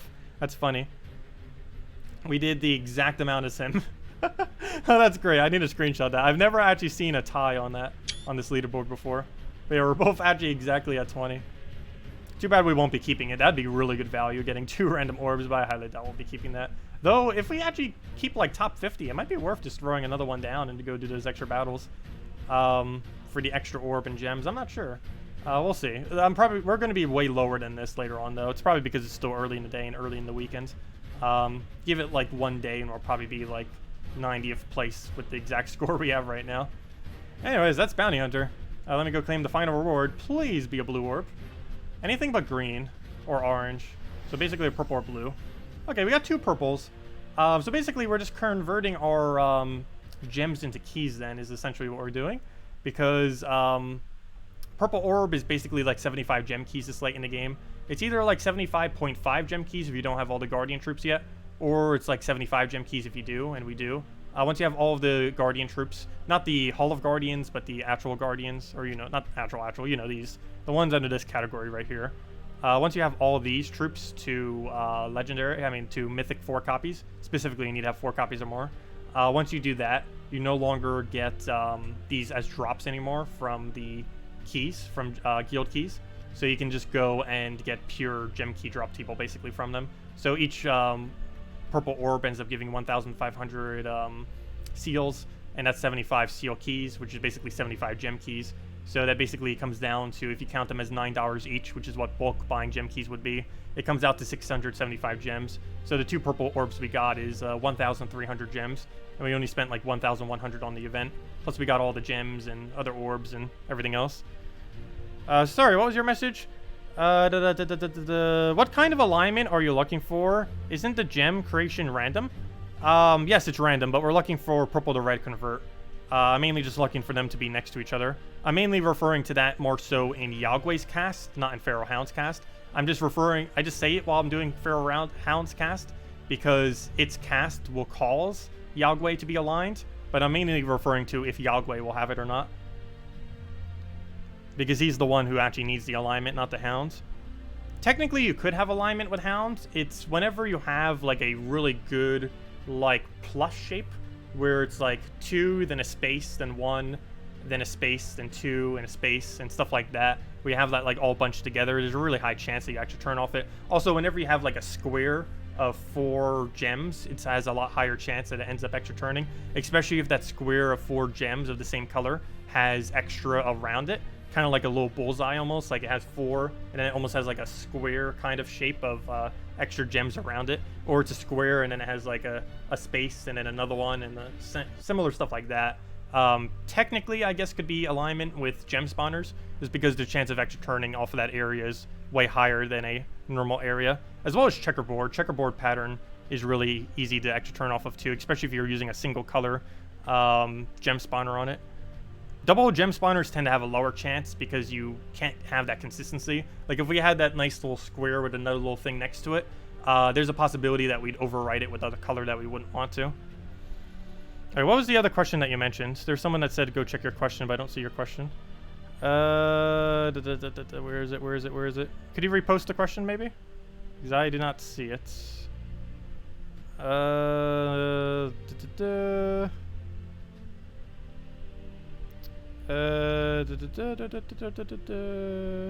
Sorry, I'm trying to find the question. I can't find it. Let me see who said it again. Maybe I'll just control find a name. Oh, never mind. I think you posted it again. For example, wait, can you please make a video in which you can explain what every perk of troops are, good and bad? What do you mean by perk? For example, what Enrage does, silence, mana drain. Oh, I've done a video on that. I don't know if it has every stats effect though, because I believe there's been 2 stats effects added since then. I could make it look a little bit neater. The one I did a while back, I kind of just did one single battle where I had all of them over top of each other. But I think I should make a really nice, neat edited video eventually, where I kind of like break down what every single stats effect is, because I don't believe they're going to be adding any more now. Now that they're not adding another kingdom for like another 9 months or whatever it will be, I don't think they're going to be adding any more mechanics. And if they do, it's going to be faction specific pretty much. But yeah, I don't think they're going to be doing that. So it would be kind of a good time to probably do something like that. It'd take a little while to do that, but yeah, we have done a video going over it. It was just kind of going over what each one does verbally, more so than actually really showing it in great detail. But yeah, doing something like showing a team for each one could work too. Instead of like an extremely edited video, just go and do each one at a time and just show a team for every single mechanic. Show an Enrage team, show a Silence team, spam, especially with Silent Sentinel, that's even easier to do now. And especially the troop that came in this week. And just do that one by one for every stats effect in the game. That would also work. That's why I do it that way. I could have gotten rid of its barrier if I did it the other way. It would have done slightly less damage, but it would have died regardless, so technically it wouldn't have done any less damage. Fail. Okay, well, we'll go get rid of barrier by doing that, I guess. Unfortunately, we're not using a hero class that currently has Dispel. Dispel on hero class is actually really strong. There's not too many classes that have it. I believe it's under Guardian Tree, if I'm not mistaken. I believe the best thing that currently has it is... There's 2 of them. There's Rune Priest and Dragon Guard are the 2 best that have Dispel on them. I guess technically all of them that have Dispel are pretty decent. Even Mech, I guess, in some situations can be pretty decent too. I didn't even notice he had Megavore. Luckily, he didn't randomly get a kill at any point. Let's go through this into any kind of follow-up. Is it really unfair that they haven't implemented any other way to get the Divine Protector weapon? Well, they added it for $5 during that one event thingy, and that's the only other time it's ever been available. Hopefully they'll eventually add all that stuff to... Wow, we still haven't done 1.9k PvP. Amazing. I didn't even realize that yet. I keep doing casual PvP. But anyways, yeah, I do hope that they eventually add a way to like soul forge all of the weapons in the game, because there's currently very little to do with shards, like those little colored jewel things. So if they added like every weapon into the game, it finally gives some kind of sync for people to use them on. Even if they were a little bit expensive as far as how many you needed, it would still allow people to accumulate all of them over time. But yeah, hopefully it'll do something like that. They are going to some degree, adding more weapons to Soulforge. How exactly they'll be implementing it or what resources it will cost and all that is questionable. Though if it's anything like how every other weapon is currently implemented, it will likely cost some amount of shards and jewels. And since there's so few things that use it, that would make the most sense as far as what they would use for it. But yeah, I really wish they would. There's a lot of weapons that are completely unobtainable. I do own every single weapon in the game, but I'm one of only, I think, a few hundred people that actually owns literally every weapon in the game, because it's near impossible to do so unless you've been playing since basically day 1 of the game, because there's a lot of really, really old event weapons that have basically never been available, or they've only, since the first time they were available, have only been available since cache since. But yeah, if I go check the leaderboard on the thing, as far as people, let's see, where's the one I'm looking for? I'm looking for the top 100 leaderboard for weapons. Yeah, fully traded weapons and weapon number. So as far as weapon number, on the top 100, at least on PC Mobile, there is only actually there's an easy way to do this. Click Control Find 206. This will bring it up. There's only 2 people on the entirety of the top 100 leaderboard that actually own every single weapon, and it's actually myself and Techni, and both of us have been playing pretty much since day 1. Actually, we've been in so many guilds together as well throughout the history of this game. I think we've been in like over a dozen different guilds together, but and we're actually tied as far as how many weapons we have upgraded to. That's funny. But yeah, 206, and yeah, only 2 people in the top 100 have literally every weapon. There's a lot of people who are close who have like over 200, but they're missing a few of them that are like really ancient weapons from like 2-3 years ago. And yeah, some of them are from 3 years ago as well, which is why some people don't have them all. Because obviously someone who came in like a year ago would be missing a lot of those. But yeah, hopefully they do something to implement them to actually be able to obtain them in the future. Seems kind of weird that it's not. Most of the weapons are useless, but they're still needed for kingdom upgrades and such. Like almost like 100% of them are useless. Like 95% of all old weapons are just really dead content, but still. Kingdom upgrades to some degree would require them eventually.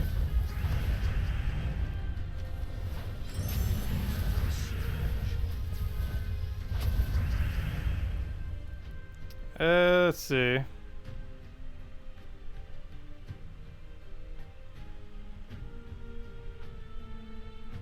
Oh wow, you started Gems of War when it first came out? Yeah, there are quite a few people that did and then end up coming back. It has changed so much from then though. Like what the game looks like now compared to what it was. Because the game got a lot bigger than they ever really thought it would. But yeah, it is almost 4 years now. 4-year anniversary, I believe, is in 2 months of the game, if I'm not mistaken. Actually, technically it's almost right now. I believe next month is technically the 4-month anniversary of this game. I mean, 4-year, I mean. It depends how you really consider this starting date. I don't even know what date they officially consider the starting date. There's like 3 different dates. Either the Steam launch date, the Australian launch date, the mobile launch date when it wasn't just in Australia. And yeah, mainly those 3, I would say, are the biggest and main release dates. I personally consider the Steam release date as the main release date, but it technically did exist for about 5 months prior to that. I mean, not 5, about 3 months prior to that, 2 to 3, more so 2.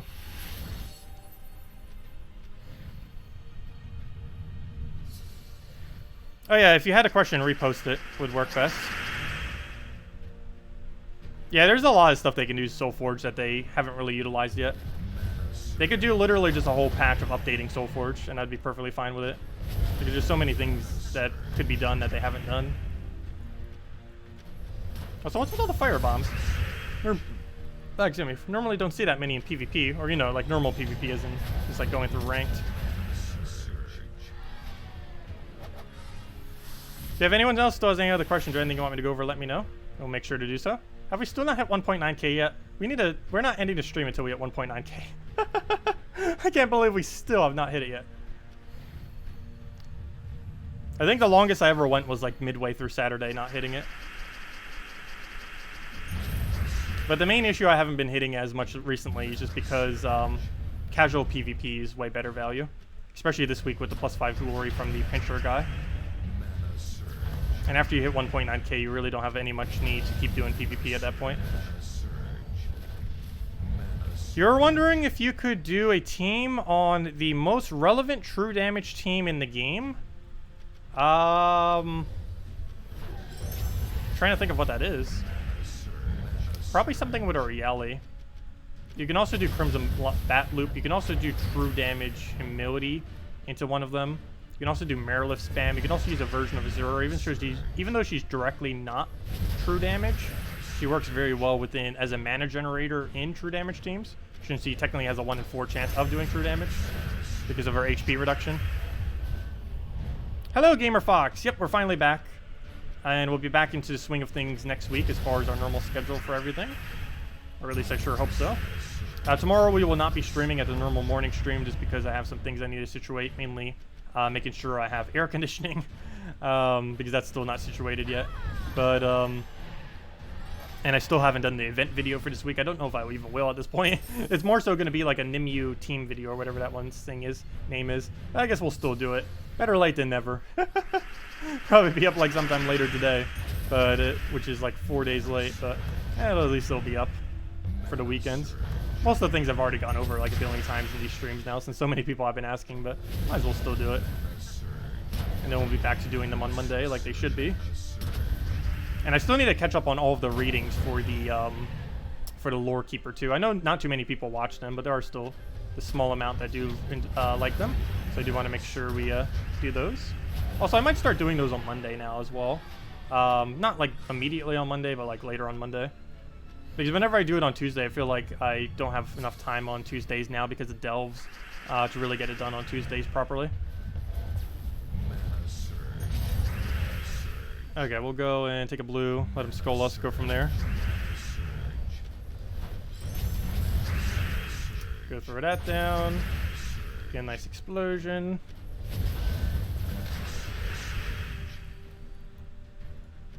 Yeah, it's best to get 1.5k and 1.9k on Monday. 1.5k seals and 1.9k rating. The 1.9k rating is because it gives you slightly more glory throughout the week. And the 1.5k seals, because if it's a Guild War week, as well as I believe the daily seals, both of those will start counting toward your limit. So the sooner you hit 1,500 and 1,900, the more resources you'll technically get. It's a very, very small difference, but it still would add up to be several resources over the course of a week. It's probably the equivalent of about a few extra glory keys and a few extra gem keys over the course of the week if you do it on as immediately as possible on Monday.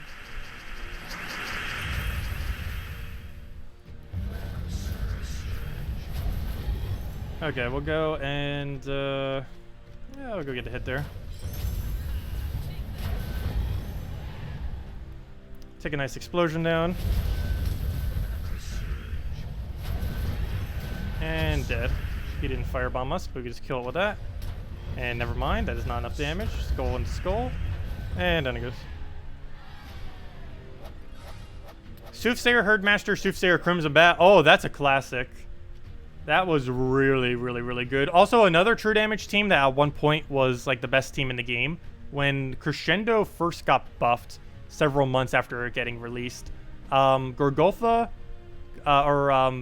Crimson Bat, Gorgotha, Crimson Bat, Crescendo at one point was the best team in the game before traits existed and while Crescendo was in its prime. Actually, Crescendo is still pretty decent.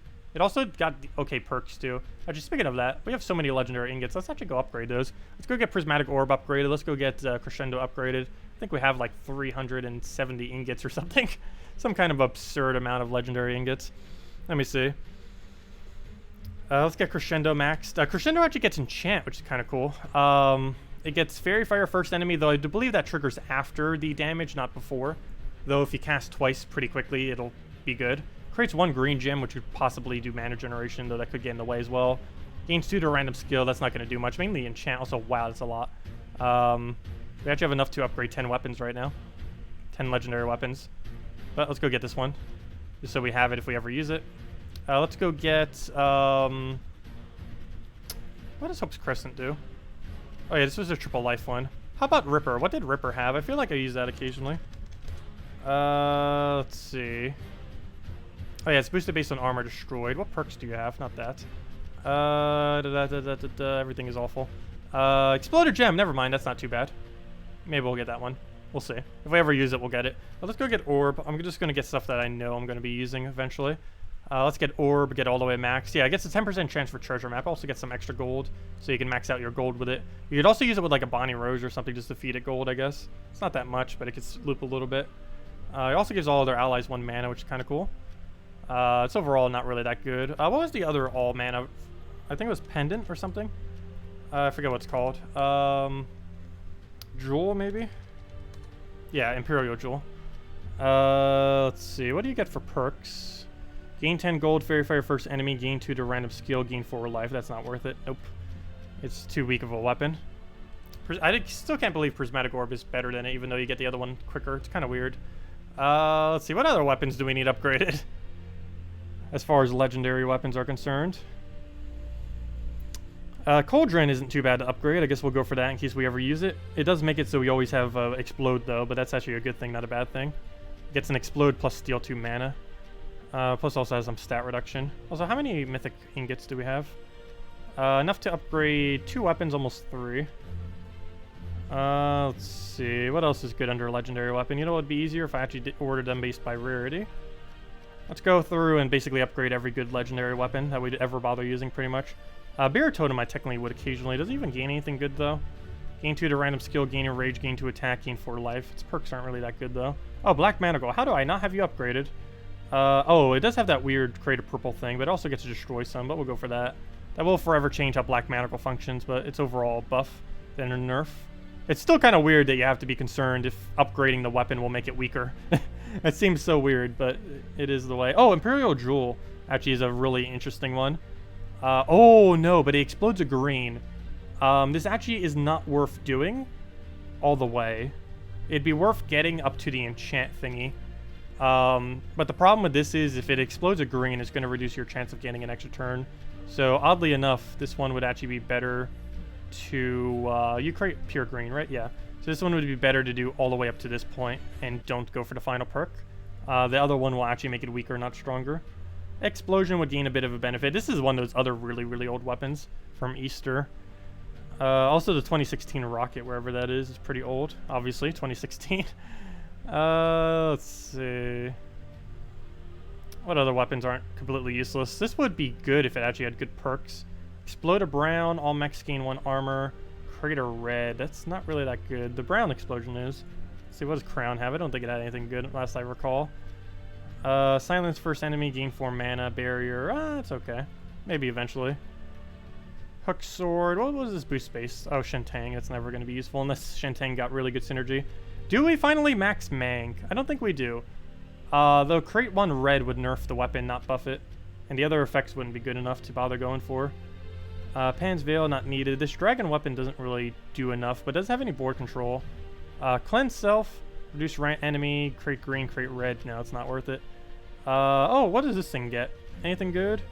Gain 4 souls, create a Doom Skull, gain 1 magic. I might get this upgraded just because it's a soul farming weapon. If I ever show it for a video, it'd be kind of okay to have. Actually, this one might be okay too. What do you have? Gain 1 all, Dust Storm, 2 to random skill, destroy 3 random purple. I guess that's fine. It's automatic extra turn, so you get some board control kind of going with it. Sleigh bells, I think we're okay. Would need to buff it a little bit more though, but I don't think it's gonna be worth it. Oh, Staff of Madness. How did I not get this one up? This one's actually really, really good. It's actually the best red-purple weapon as well. Unfortunately, it's one of those kind of older weapons. And that's all we can afford. We have 2 more, but I don't want to do them yet. That's pretty much all the weapons anyways. Oh, War and Peace actually wouldn't be too bad. Oh, no, yes, it would be, because it creates a green and brown. That's actually bad. We don't want that. Actually, a lot of pole arms seem to do that for whatever reason. Or at least weapons that kind of have that, like, shape to them, where they're, like, 2 little things side by side. They, like, create 2 gems of both their colors, or, you know, 1 gem of both the 2 colors. Anyways, that's that for now. And we have more to go upgrade later, obviously. And the ones we currently have, I'm saving in case I randomly need them for a kingdom upgrade. But from what I recall, I don't need any kingdom upgrade stuff until a while from now. I don't need them until about November. I don't think we're going to need to start specifically upgrading certain weapons again. And even then, we probably won't even need to. I might not even need till next year. So we can pretty much upgrade whatever we feel like it, for the most part. And it'll be perfectly fine. Just because we have a nice reserve of resources. The one I really need to use conservatively, though, specifically for kingdom upgrades, are epic weapons, though, since they're the hardest ones to get up for whatever reason. Oh, we still have a pet. Should we go do it? Probably not. I'm not currently using a farming hero pet. That's the only bad thing about this, too. I'm constantly stuck using Titan because I keep using it for delves. Maybe once we finally start getting level 500 delves, we can stop doing it, but we're a while away from that. Next faction, 100% I'm going to 500 the weekend of, or the day of. I didn't for the most recent faction, for the Crypt, mainly because I was away at the time, but I can guarantee you the next faction that gets released, we will be spending the entire weekend, like we're doing right now, except way more, getting the faction from nothing to max. Maybe not max as in doing the 500 battle, because that would be ridiculously difficult depending on what we have as options, but definitely max as in reaching level 500 on it immediately, so that we don't have to worry about it anymore. So, yeah, that will be a game plan that we're going to be going for. I think the next one's coming. Actually, let me go double check. We might even know when the next one's coming already. I'm pretty sure we do. It's sometime probably next month, late next month, is when it's probably being released. Let me double check, see if there's an official date yet. One moment, it's just loading. Loading. Loading? Okay, well, good time to sip water, I guess. There it is. Up, wrong menu, though. That's not the one I wanted.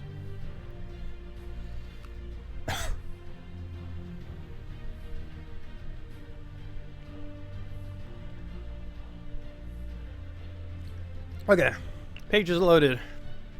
Where is the new faction? Let's see, let's look for faction. ellcarjen, no. Faction. Gargoyle, no. Faction. Graveseer, no. Faction. ellcarjen, no. Faction. Sea Witch. There it is. October 19th. So, yeah, basically 1 month from now.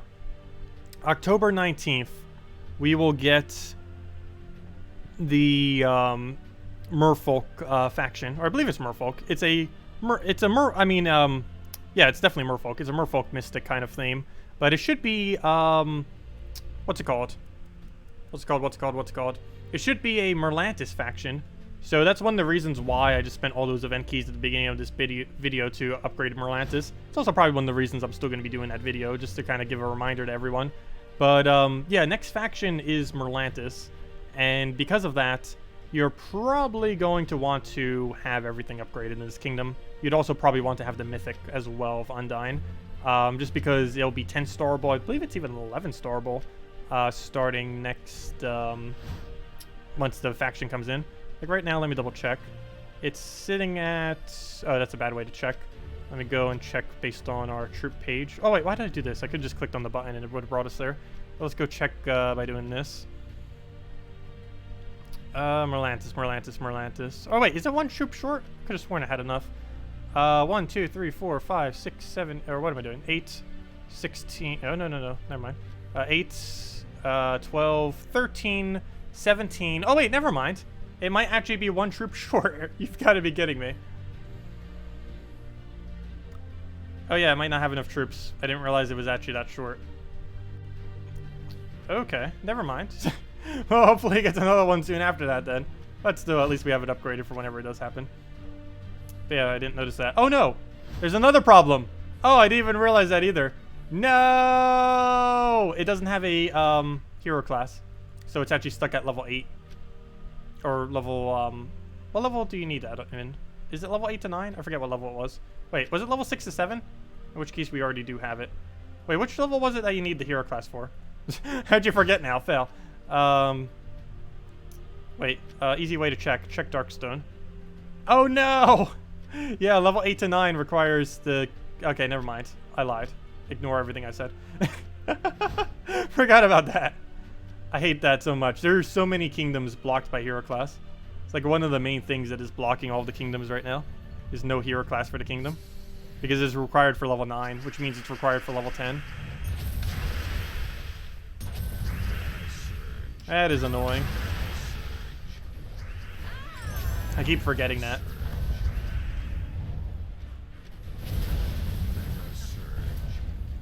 Yep, I tried hitting him and then he stealthied away. Trying to dodge my thing as I click on him. Would you do a battle with 4 random troops from 4 random keys? Love it when I used to do those. I haven't been doing those as recently because we've been really needing to keep our resources. I do need to look into that. I believe someone made a tool where it actually randomly picks a random troop from the game.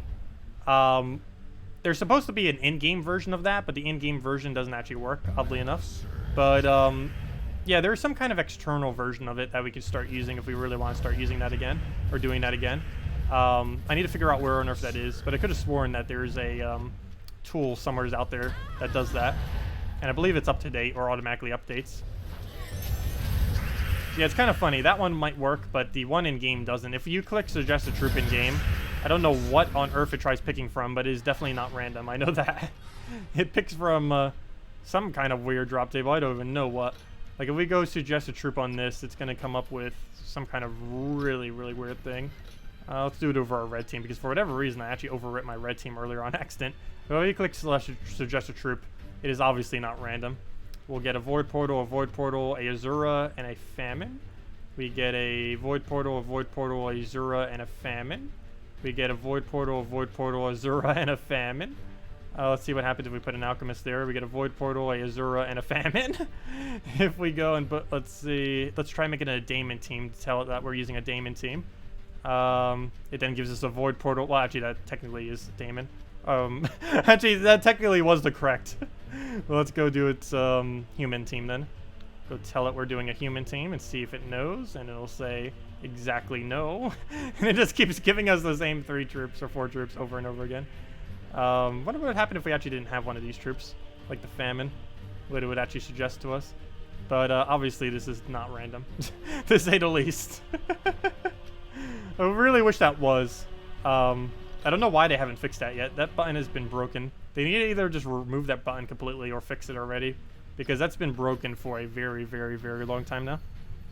Did I do Bounty already? Yes, we already completed all of Bounty Hunter. I might still do the other battles tomorrow and the other day, just so we make leaderboards, but other than that, we're done with Bounty as far as the base rewards are concerned.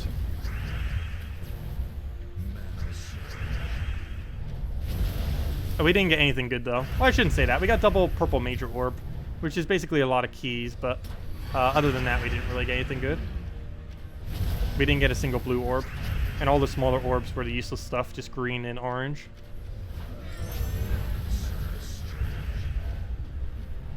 But yeah, does anyone else have any... I can't talk. Does anyone else have any other questions? Otherwise, I'll probably wrap up after another battle. So if anyone has anything, just let me know, and we'll go over it. Otherwise, we'll be back later tonight, 8 p.m. Eastern Standard Time, and we'll be doing mainly Delves and Guild War Day for today, which is, I believe, Brown Day, if I'm not mistaken. Oh, yeah, it is. I always make sure to wear the correct shirt, or at least try to. But, yeah, Brown Day today for later on. Easiest way to win Brown Day is Gorgotha plus Corvash, though really any Gorgotha team. You could risk it with a Wrath Skull Spam team as well. There's a lot of Brown Skull Spams. I personally don't advise it, though, but it can score pretty high if it works, though it could also lose very easily. But you can kind of do that on your own discretion. Is there any other troops than Skady and Umberwolf that give Perpetual Storm? Yes. Well, no and yes. Hero using Pride Hunter. I mean, hero using Pride Lands hero class has Perpetual Red Storm. It's technically not a troop, but it is still that mechanic. If you go under your hero page and you go under the class, he has it on his final trait, wherever he is. Where's Pride Lands? I forget what the hero class is called, so I have no clue where it is in this order. There it is, right there. If we go and check this, on his final trait, he gains Create a Firestorm at the start of every turn. He's not a troop, technically, but yeah, this is the 3rd version, but those are the only 3. This hero class for red, Skady for blue, and Umberwolf for purple are the only 3 that currently exist. The other 3 colors will obviously exist as well in the future, but at the current moment in time, those are the only 3. And the easiest one to get, of course, is the hero class one. Hardest one would be Skady for the blue storm. And she did get buffed recently, too, in this patch. 20 mana cost instead of 25. I personally haven't been using her much just because she's still pretty underwhelming even with that. She's a nice utility troop, but that's about it. I wouldn't really ever use her in a major team. You really only bring her out for Blue Guild War, if even for Blue Guild War, and that's about it. Looking forward to the next bounty troop. It will actually be useful outside of bounty. Yeah, there are some that are useful outside of bounty. Like, for example, the previous one that came in last week, or not last week, but last bounty. That one brown-red guy that does true damage and boosts based on their armor. He's somewhat okay out of bounty, at least for newer players and such. But yeah, most bounty troops are basically only ever used in bounty just because they're so bad. They are rares, but I don't know. Sometimes if they get good board control mechanics or stuff like that, that could be good. That's why Feral Hound is so good. That's why this one that actually came in this time is actually not horrible, just because it gets 2 explosion for some board clear. Oddly enough, it's actually the first bounty troop with board clear. None of the other ones had board clear until now. And that they just get to destroy stuff and just remove stuff from the board without needing to really worry. But anyways, guys, I'll be heading out for now. Thank you all so much for coming down. I hope you all have a wonderful weekend. As I mentioned, we'll be back later tonight in about 6.5 hours from now. We'll also be back on... we will not have the stream tomorrow morning, but we will still have it at the normal nightly stream that we have it every night at 8 p.m. Eastern Standard Time. Let's see. We can finally make a Ursa team. Oh, yeah. Crown is actually really good in a pure Ursa team. It's not like something you would use as a main team, but Ursa Crown is really good.